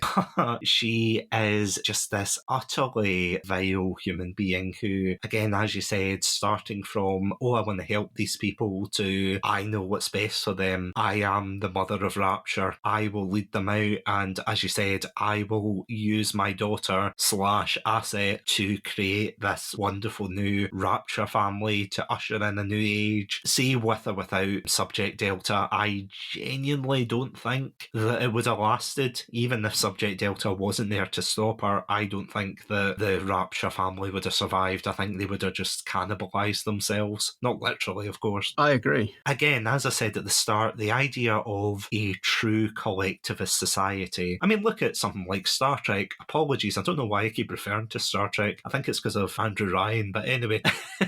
But the idea in that is it's a utopian society. It's governed by a group of people talking about the best interests of, well, in their world, the Federation. In this case, it is the Rapture family and Rapture as a whole. The fact that you have one person dictating what they should be doing for the betterment of the collective. And I mean, I suppose you could draw parallels to the real life events going on at the time with the Cold War, where you had the Soviet Union, who, as we know, are very famous for their collectivist ideology of saying, I mean, you've heard the memes in Soviet Russia, etc., that everything belongs to everyone kind of thing. And the more and more you go into that ideology and philosophy, the more you realise that concessions have to be made for it to work. And in this case, it is dictated by the ramblings of this utterly, again, I was going to say mad woman, but I think the scariest bit is she's lucid. She is all there. So she kind of knows what she's doing. She's cold-hearted. Yeah, because you could maybe slightly argue that towards the end, Andrew Ryan was paranoid. He was going absolutely insane under the pressure, again, no pun intended, of running this society and losing control. But with Sofia, that is just what makes it so insidious, that she knows throughout the entire way what she's doing, that she is purposely manipulating these people who were at their lowest points in their life, and she doesn't care. And again, as you said, that horrific moment where she just smothers Eleanor because she's acting like a child, throwing its toys out the pram, that, oh, if I can't have Eleanor, then neither can you. And she does it so that it severs the bond between you and Eleanor as the partner system. It's a horrific scene because there's nothing you can do. You're trapped behind the glass and you're just thumping it, and you're watching this girl that you've protected all this time and you've been trying to get to because you can hear her in your mind and everything. And she is the reason, I don't think we mentioned it, but she is the reason why you came back, because she harvests some of your Adam and DNA. She puts you in the Vita chamber. You pop out with the jazz hands going, okay, let's go, Rapture. It's 1958.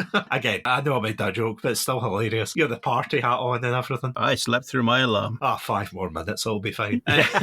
What's 5 more minutes between friends? Yeah, it's absolutely tragic watching it. And then, of course, that leads on to the finale, where, as we were talking about before, you do the little sister section. And one thing I found actually horrific, this is the moment where you actually see the consequences of your actions throughout the game. So, as we spoke about before, with Grace Holloway, with Stanley Poole, and with Gil Alexander, you get the choice whether or not to kill them or spare them. But then also you get the choice whether to harvest the little sisters or spare them as well. And that leads to one of 3 endings. You know, you've got the good ending, you've got the neutral ending, which is, it's all right. And then you've got the bad ending, which, oh man, we'll get to that. One thing I didn't notice, because I'm exactly like you, Toaster, I have not had the heart to play through and harvest the little sisters. But apparently, see, after you complete that section and you give the big sister suit back to Eleanor, do you know she acts differently in that cutscene? I didn't realise this because I just always assumed you give over the suit and it's like, oh yeah, that's a nice ending. Apparently, if you give her back the suit and you've harvested all the little sisters, what she does is she harvests you. Well, you as the little sister, yeah. It is actually horrifying because at that turning point, she learns essentially from your actions throughout the game because you're bonded and everything. And I think she's got a bit of your Adam because they establish that you can carry the memories of someone if you take their Adam, I think. And they talk about that with Gil Alexander because they pump him full of Adam from all of these amazing creators and things from Rapture. And that's, again, why he's so bloody insane inside of a tank. But yeah, she sees what you've done throughout Rapture and she's like, oh, well, if my dad says it's okay, boop. And then harvests the little sister. And apparently there's a scene where she breaks you out and recovers you. And if you've sacrificed the little sisters, then she'll be a lot more aggressive and quite bloodthirsty. Hashtag blood for the blood god. Huh. Yeah, but if you've, like you and I, you rescued the little sisters, then she's a lot more... Again, she still helps you and everything, but she's not as bloodthirsty in comparison, which I genuinely never knew until I looked up. Again, I was watching what other people were saying about it, and they're like, oh, did you know this? And I'm like, what? No. I think the only part I know about her behaviour being different is at the end when Dr. Lamb is drowning, and if your little sister is evil, she just watches her drown. Well, would you believe there is a way to get the good ending but still let her die? Is it the neutral ending?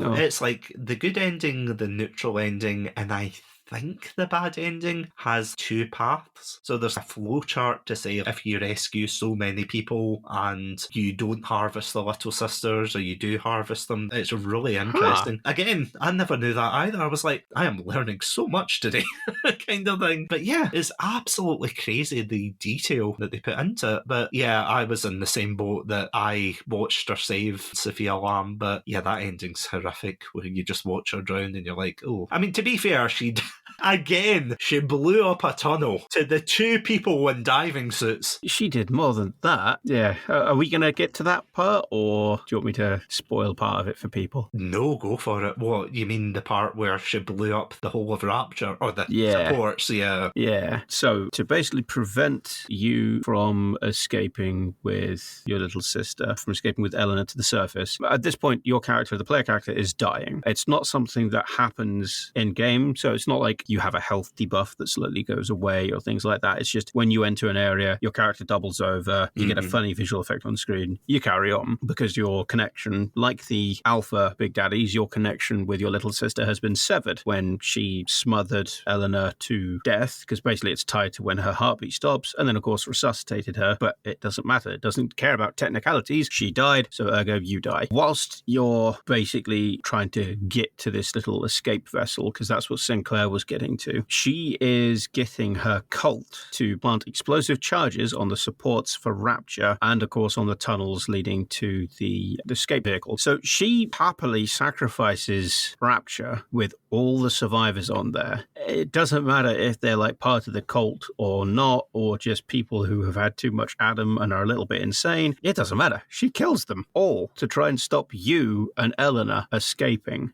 At that point, she's gone from, as you say, she's aware of it, because if she was insane, she would have just killed Eleanor. She would have smothered her and then kept the pillar down, not revived her at all. But she did that as a tactical use to get to you and then revived Eleanor. So she was perfectly aware of what she was doing, and she didn't hesitate for a minute. She got Spec Ops aligned flashbacks and went, oh, hell no. And it's a bittersweet feeling, isn't it? Because I know that particular part of Rapture was designed to be sunk. Is it Persephone, the jail? I think so, yeah. Yeah, it was designed to be blown up and sunk into the depths where it couldn't be recovered whatsoever, which, again, is horrific to think that you put all the prisoners there just to sink them all. Because prisoner, of course, is a very loose term in this game, because, of course, you could just be someone who fell out of political favour, you could just be someone who was in the wrong place at the wrong time. Yeah, so there are going to be, by just I would say the bell curve of statistics, but we'll call the balosphere curve of statistics, that there will be some innocent people in there. And it's just horrific. I know that sounds like such a, Satsu, it's obvious it's horrific, but it's the fact that, again, going back to this idea that, and this is exactly how cults work in real life, that you've got all of these people who are saying, we know what's best for you, and, they're targeting them, and then eventually they lead them into very dangerous, is underselling it here. They basically kill them, but they kill them under the guise of, this is what you have to do for the protection of our particular society. The one that comes to mind, of course, and this one that's been kind of compared to this, is the cult for Jim Jones, the Kool-Aid guy, even though I think technically it wasn't Kool-Aid, but that's a whole episode for another day. You've got that, you have the name's escaping me, but there was the cult in Japan as well, the very infamous one that caused the sarin attacks, and that's why you don't have bins anymore in the underground and public places there, because they don't want a repeat of it. It's such a powerful thing to be able to influence the mind of the vulnerable and the disenfranchised, and the fact that she is selling this as, this is our last resort, but you're doing it for the family, it's okay, I'll stamp your coffee card on the way out, don't you worry, you'll be fine. And it does seem almost in a way very religious as well, because I know the irony of it being called Rapture is a place where the best of the best escape and they, I was going to say rise, but technically they sink down to Rapture for this better life. And all these poor people have been duped. Well, I wouldn't say duped, because I think Andrew Ryan had a vision. He had a vision, he had intentions, but humanity, unfortunately, and again, you don't need us telling you this, for the most part, a lot of people can be very selfish or very driven by their own goals and such that will clash with other people. So to have a society of, ironically enough, individuals with individual thoughts, with individual feelings, it's just going to cause conflict, it's going to cause clashes. So then alternatively you think, well, the flip side of that surely must be that Sofia Lamb being this collectivist and it'll be great guys, it'll be swell to work together. It isn't. It's almost, I don't even know if authoritarian collectivism exists as a term, probably does, or something similar, but that idea that she is dictating how these people should live their lives. And it is so tragic, because at the end of the day, splicers are terrifying and everything, but at the same time, they are people. Yeah, they're people. They had hopes, they had dreams, they had everything ahead of them, and because of the selfish ideology of a few rich people,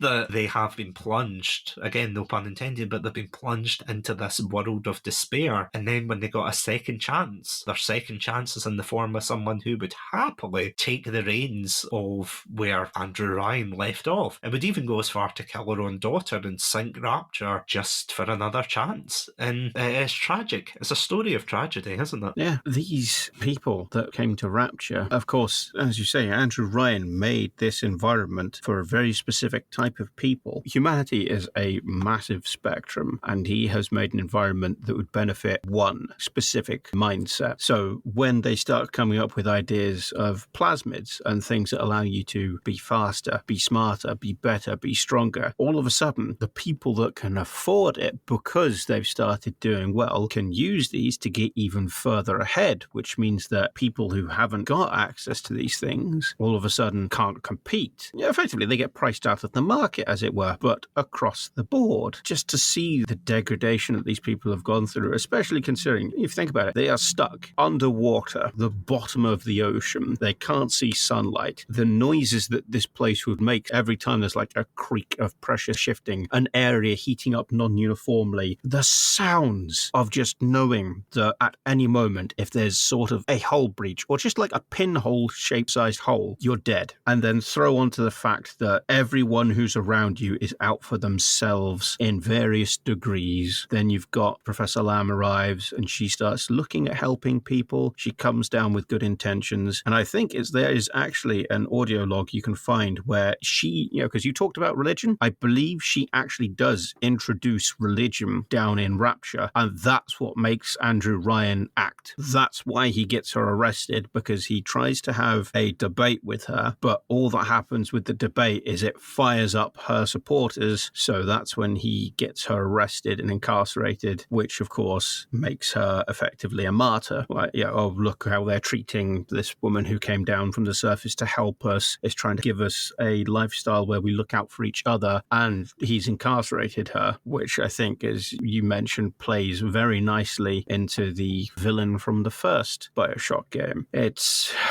everyone that's down there is a product of the environment, and funny enough, so are the player characters from both 1 and 2. Very true, though. Speaking of religion, it is almost like divine intervention, isn't it, by Sofia Lamb, and the fact she's called Lamb, and our whole theme is butterflies, which are reminiscent of the idea of rebirth, and that's exactly what she says in one of the audio logs, that you're metamorphosizing into something better to make Rapture better, and that's why you see all the butterflies sprayed across the walls. Where they got the paint, I don't know. I think there's a B&Q down there or something, but next to the Goofy store apparently.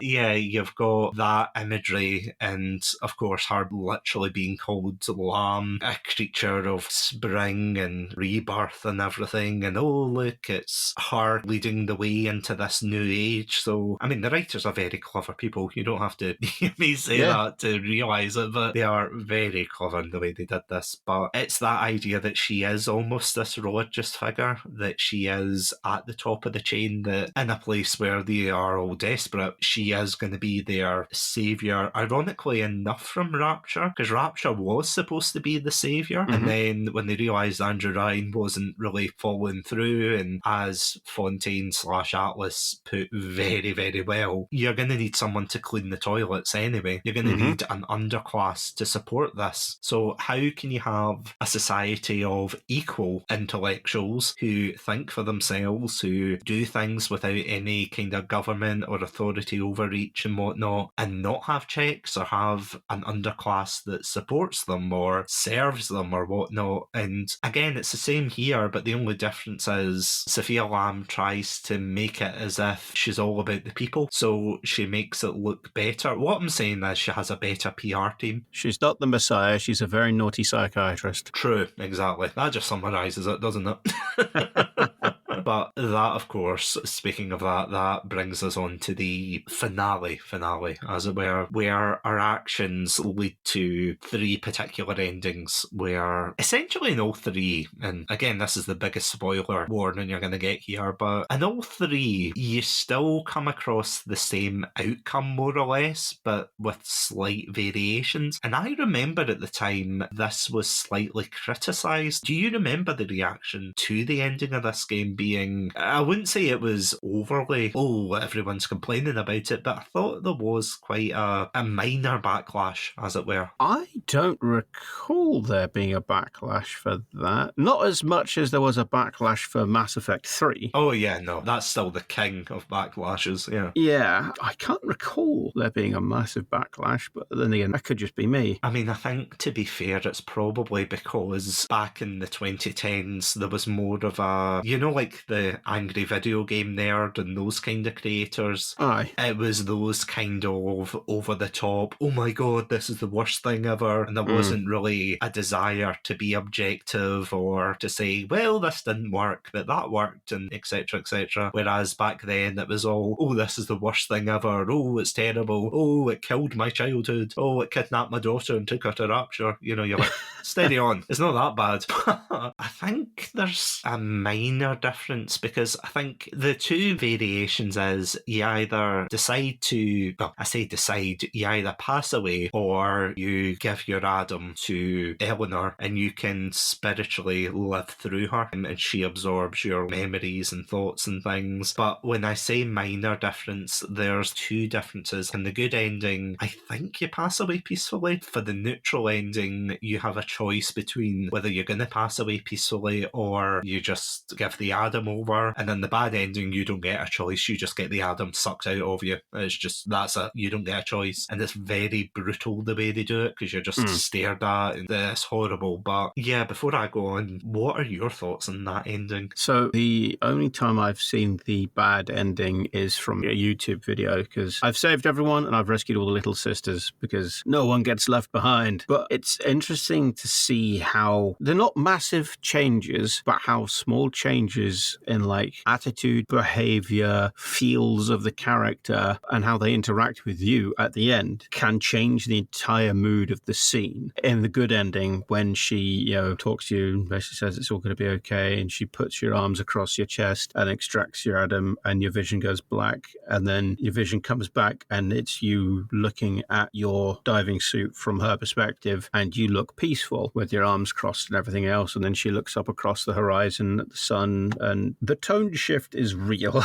Yes. I mean, it's better than the bad ending, as you said, where I think they changed the very peaceful and serene sunset for a thunderstorm. And, she gets the Adam out of you, she looks in a reflection looking very devious, and then she just looks across the ocean as if, oh, I'm going to kill everyone in there. And you're like, oh, no. Oh, dear, should have been a better dad. So that's the summary of Bioshock 2. Be a better father. Otherwise, you're going to get splicers and big sisters.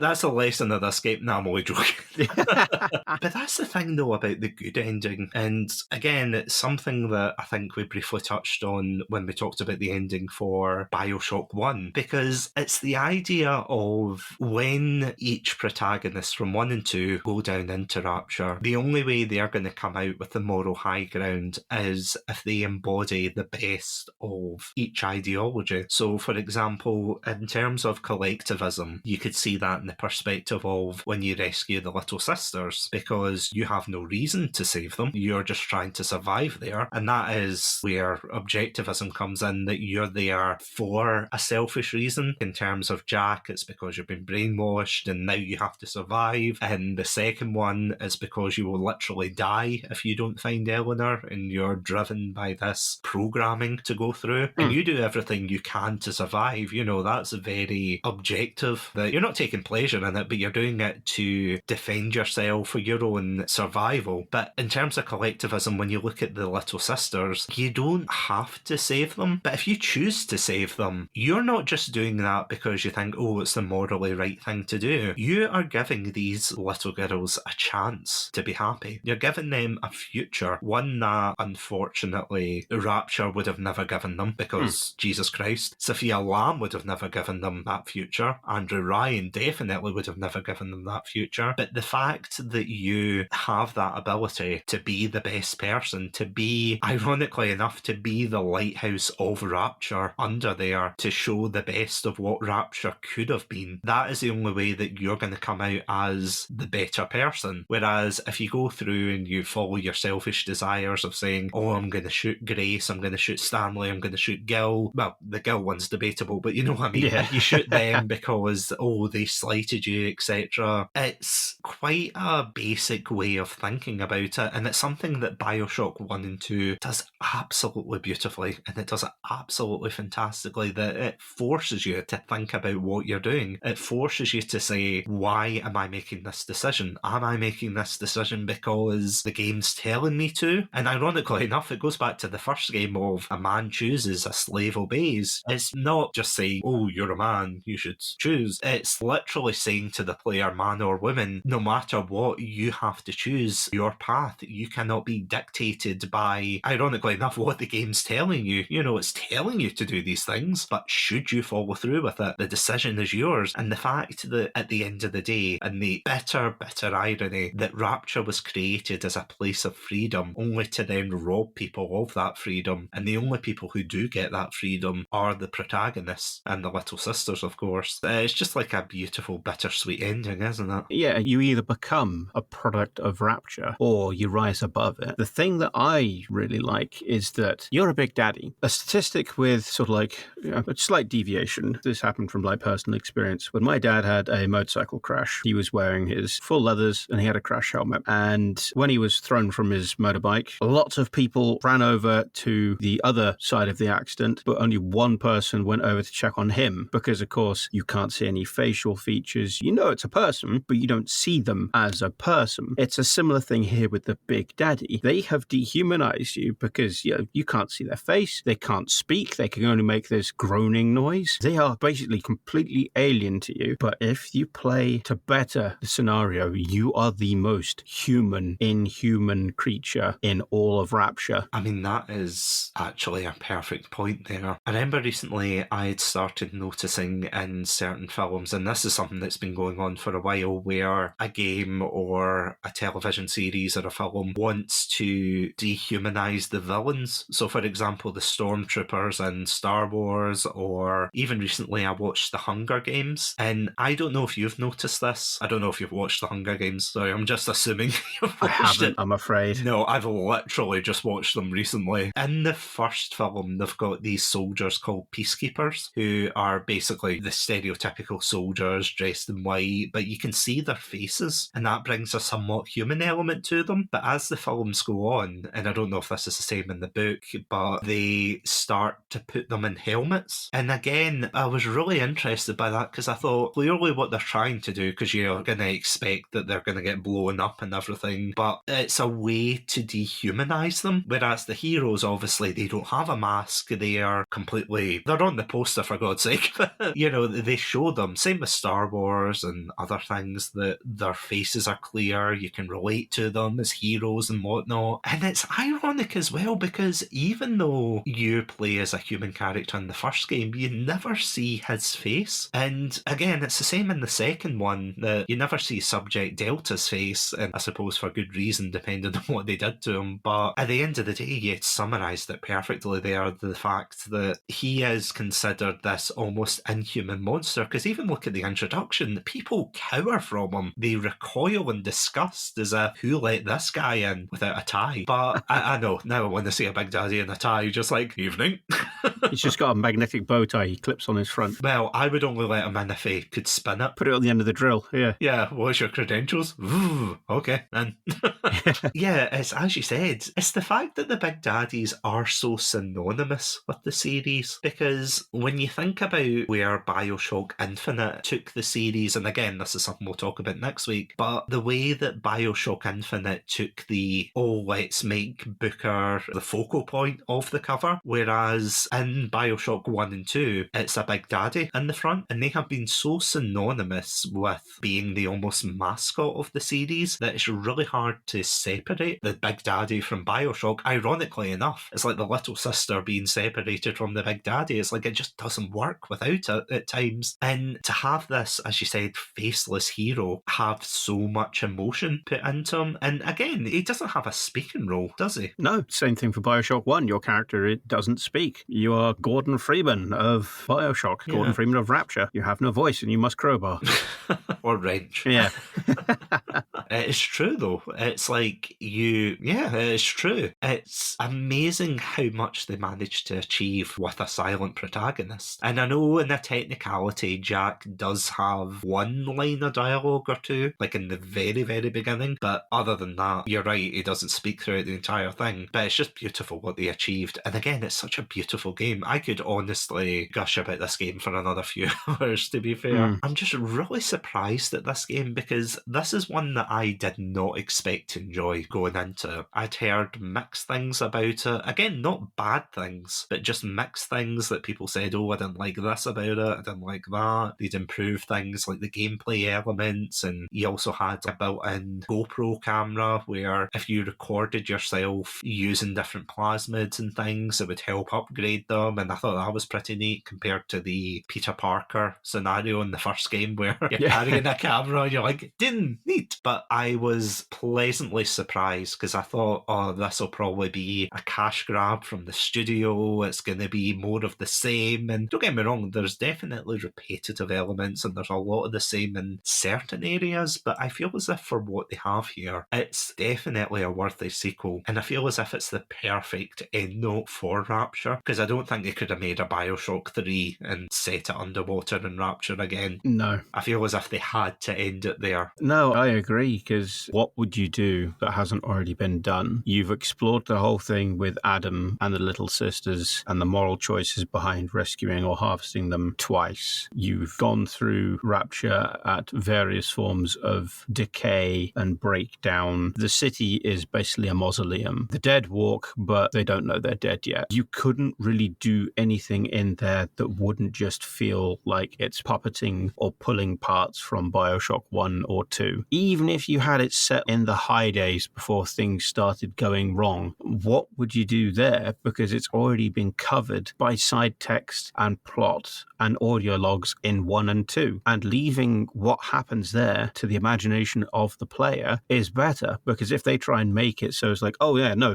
this is what happens, this is the narrative, all of a sudden it's like, oh, well, okay. It's like with horror movies. You don't reveal the monster, you let people's imagination run with it. You can imagine a sort of, Les Miserables, but underwater, when actually it's just like, no, they had a town meeting and Andrew Ryan threw this person in prison. Oh, okay. I don't think they can do another one in Rapture. There's no big bads anymore. Sophia Lamb's gone, Andrew Ryan's gone, Atlas is gone. Who's left in power? Maybe, who knows? Maybe Gil. Yeah, true. And I mean, even the Thinker technically is there in the DLC, but I think you pretty much put that out of commission by the end of it, and you escape with Dr. Tenenbaum, which I have to say that is the only minor disappointment I had with the game, where you meet her at the very beginning and she's like, oh, save the Little Sisters, and then she just disappears. Yeah. And I mean, it is cool she is in the DLC, but it's just kind of weird that she appeared and then she just said, I must go, my little sisters need me. Yeah, it was such a crowbarred in appearance, because it was like, the way it happens, this person's trying to break into this barrier, you kill the person, she opens the barrier and it's like, oh, it's you. Oh, yeah, no, I'm trying to rescue the Little Sisters. And then all of a sudden, Lamb is like, oh, Subject Delta's here, we need to get him. And she's like, oh no, we're in trouble, we need to go. And it's like, you've just condensed effectively an entire interaction. How did you get back down here? How did you get back into Rapture? Why did you come back? I mean, I know you're trying to rescue the Little Sisters, but... Was there just a bathysphere waiting for you? Or? Yeah.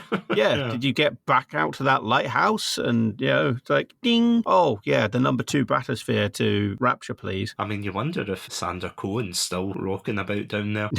I mean, if you hadn't killed him in the first game, he's definitely still down there, but yeah...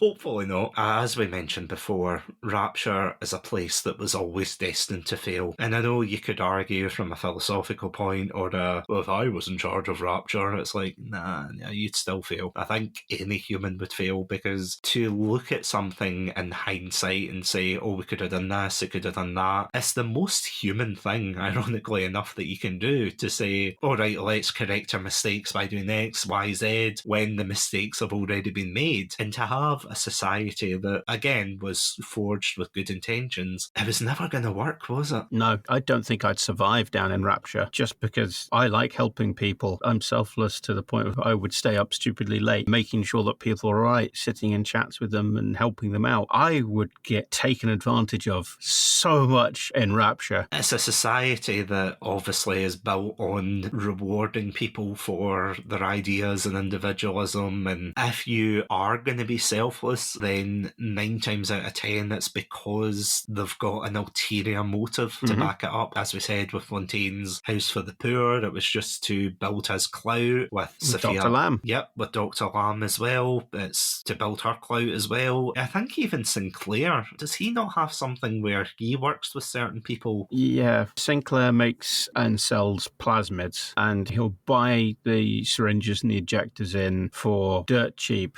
sell them to someone for a higher price, and then he will buy them back at a really not a great price and then sell them to the supplier. And you can actually find an audio log about this from different people's perspectives. You can find it from Sinclair's, where he goes, yeah, this place is great. There are all these rubes that are doing this, and I've got these guys that are doing this. I sell it this for cheap, sell it to them really expensive, buy it back from them cheap. And then if you go to one of the apartments, you can find an audio log of someone going, Sinclair is such a schmuck. I buy these things off of him. Yeah, he prices me a little bit, but I make double the amount I need to. I sell half to this guy for a really high price and sell the rest back to Sinclair for a little bit above board. He's such a rube. This is the easiest job ever. It's like, man, everyone's just shit-talking each other. It's just social cannibalism, isn't it? Yeah. Everybody's just out for themselves. There's no moral fibre. Again, that's the thing though. It's all fine and good if you think that, you have this world-changing invention or whatever, you're going to advance humanity, you're going to help humanity. But 9 times out of 10, it's delusions of grandeur. Or in order to get it to a point where it is going to benefit people, they're going to have to step over a few people to do it. And that is, ironically enough, both our selfishness and selflessness is what makes us human. It's that distinction of deciding when to do something for yourself versus when to do something for the betterment of somebody else. And it's always an internal struggle for everyone going through life. But in the extreme side for people of Rapture, you're going to be leaning into the more selfish side. I'm not going to lie, you're not going to be thinking, I'll give this person my last Eve vial, I'm going to give them my last thing of currency so they can go to the circus of value. They're going to look out for themselves, and that's just self-preservation at the end of the day. And that is just so horrible to think that these people, again, I know I talked about it before, but they have been reduced to practically animals. Yeah, because they're locked in a contained environment where the only supplies that are there are the supplies that the people who control the ability to make them provide. Yeah. Was it in the first game where you've got the garden and Ryan poisons it? And it's like, that's providing food and oxygen for people down here, and you did it just to spite us? What the f*** is up with you? What is your deal, man? It's like, you need to breathe as well, right? A man chooses, a slave breathes. That's not how that works, Mr. Ryan. It's like, your moral crate gives you about an extra 2 minutes of breathing. Well done, Mr. Ryan. You screwed it up for everybody. No, you're completely right. They're so stupid. But again, yeah, I suppose you could argue that, it's because he was paranoid and everything, but I very much doubt he's got a really long straw going up to the surface they can just breathe through. Yeah, that'll be fine. It's like, yeah, no. Again, it's a society where they all want to, no offence to them, they want to cut off their noses to spite their faces. Are you kidding? Some of the splicers don't even have noses. Did you see the inspiration behind the splicers, actually? They looked like deep ones from Lovecraftian books. Well, apparently, and this is something, again, that Dan and I were talking about last week, and I genuinely didn't know this until I looked into it. Apparently, they're based off of, I think it was a thing called Project Facade. Ken Levine had seen these people who had their faces reconstructed from the First World War. Oh. Yeah, and they'd based them off of these particular people who had gone through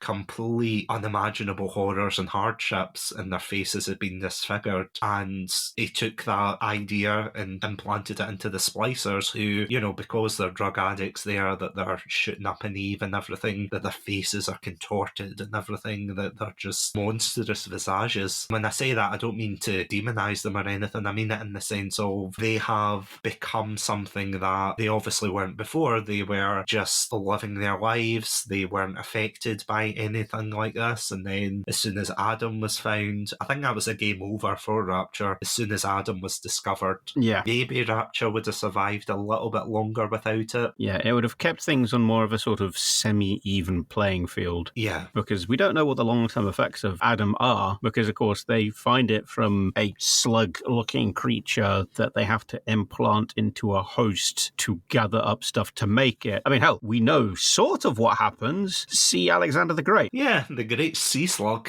Yeah. Yeah. Come one, come all. Oh my God. Have you seen the whole I am the Globgo Glabgalab? Yep, I am aware. That's what he looks like.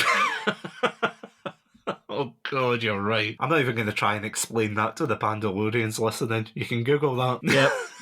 Oh, on a slightly lighter note, when you were in his research facility, did you find the glowing, multicolored, unstable teleportation plasmid? You go into this one area where there's lots of cash and some expensive alcohol. And on the desk, there's just this plasmid container that's just, basically, it's like a modern-day RGB computer that's dropped in a vial. It's just going through the color spectrum like nobody's business. You interact with it, and it disappears. Yes. No, I do.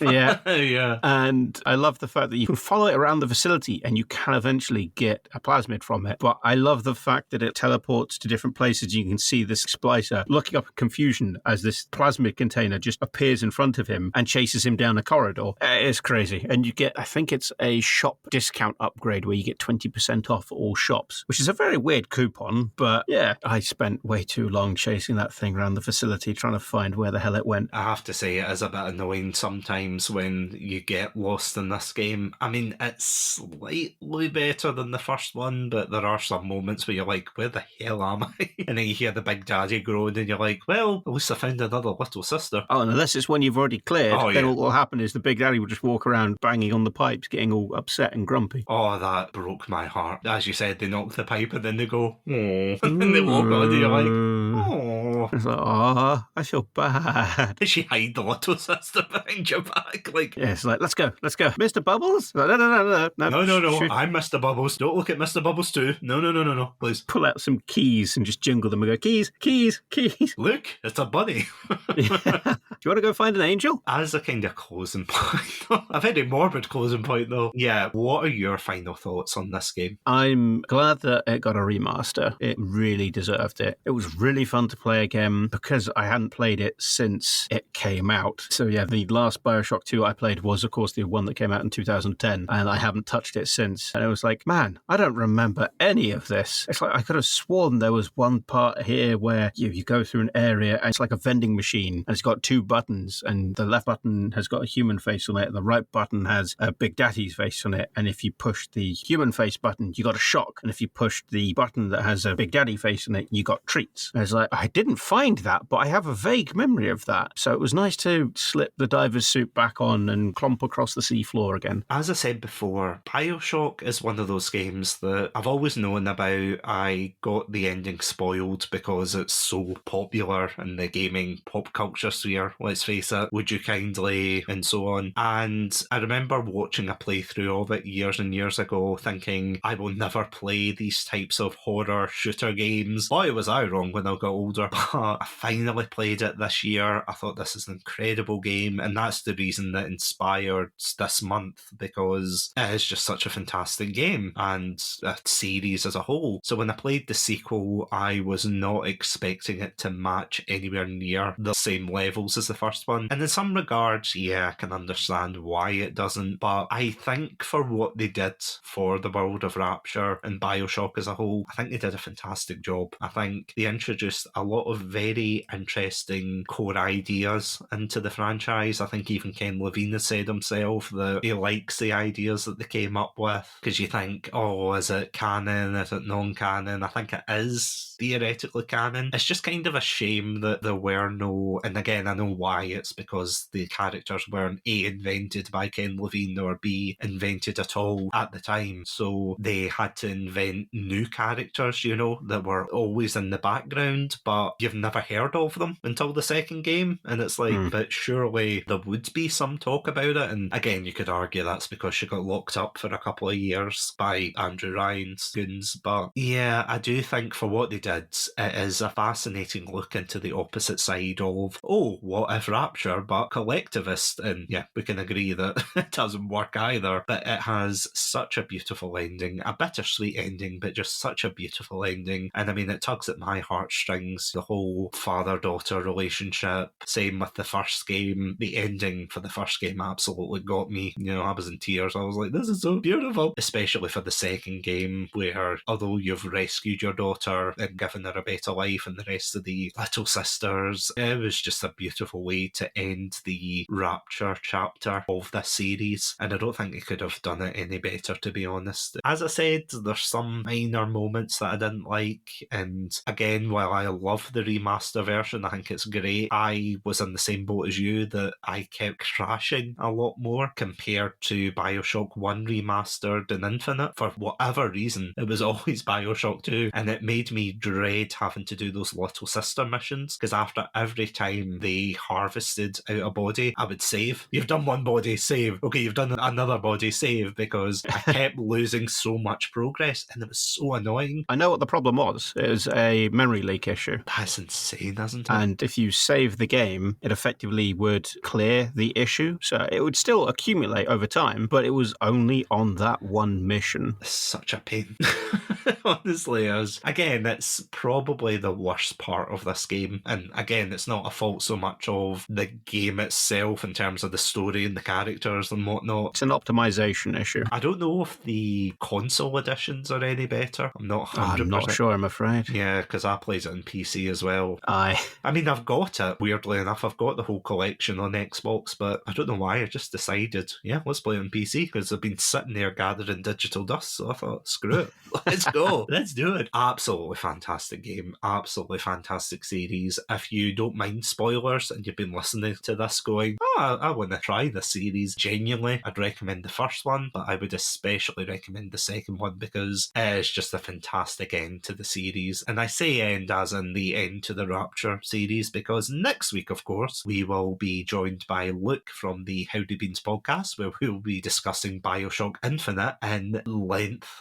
That's all I can say. In sheer length, there is a lot to sink our teeth into, so I cannot wait for you guys to hear that. But saying that note, Toaster, thank you so much as always for A, returning after our Living in the Warhammer universe episode, and B, just joining me for this fantastic month of Bioshock. It's been an absolute pleasure. Thank you very much for having me on, and please make sure that you take a parachute with you when you go up into the clouds. I'll try. I'll try. I'll do my best. But yeah, before we enter this bathysphere that is very conveniently placed right beside us, because Dan stole the other one, again, not bitter. Before we escape and rise up from this dilapidated PodPack City, where can these fantastic Pandalorians find your content? So, you wonderful beans can find me on Twitch at RoboticBattleToaster. I'm a variety content creator there, and I play a little bit of everything. And at some point, I do need to drag you back to some Mech Warrior at some point, so we can show people you doing a Satsu. That is true. Yeah, I do like doing a bit of interior decorating. Yeah, as long as it's not my rear armour. True, yes. For context, I pressed the wrong button and I nearly shot Toaster in the back. It's like, what does this button do? And you just saw this beam of energy go right over you. I was like, oh no, I'm sorry. That was a railgun. Why did you fire your railgun? I'm sorry, it's my first day. And yeah, if you want to listen to more episodes from ourselves, then you can check us out at our website, Satsunami.com, as well as all good podcast apps. I also want to give a huge shout out to our Pandalorian patrons, RoboticBattleToaster. You may have heard of him. Hey. Sonia, Ghostie, and Cryptic 1991. Thank you all so much for supporting the show. And if you would like access to exclusive episodes, commentary tracks, bloopers, early access, as well as Toaster and I's rendition of Living in a Goofy Rapture, then you can indeed, for the low price of £1 a month, for legal reasons, that last thing I said there's a joke, not about the £1, the Goofy Rapture is a joke, then you can indeed check us out on our Patreon page, patreon.com/Satsunami. This podcast is of course a member of the PodPack Collective. For more information, check us out at our Twitter/X page at PodPack Collect. But until next time, thank you all so much for joining us, and if you'll excuse me, Toaster, I think it's time to get in this bathysphere, pull the lever, there we go, and yes, as we rise to the top of this, oh god, it's exploded. Oh dear. I left my CD player down there. Your CD player? Oh, yeah, look, I've got futuristic sci-fi tech from the 1950s, alright? I thought you were going to say your Walkman or something. I know that was the 80s, but still. Oh, no. Yeah, don't bring a Walkman underwater, it'll mess with the magnetic cassette. Then why would you bring a CD player? It's shiny. True.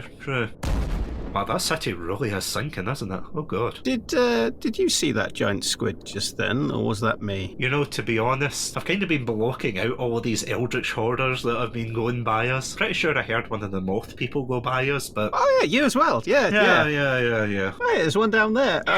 She's Satsu, she's swimming up after us. She's gaining on us, Satsu. And on that note, guys, stay safe, stay awesome, and most importantly, stay hydrated!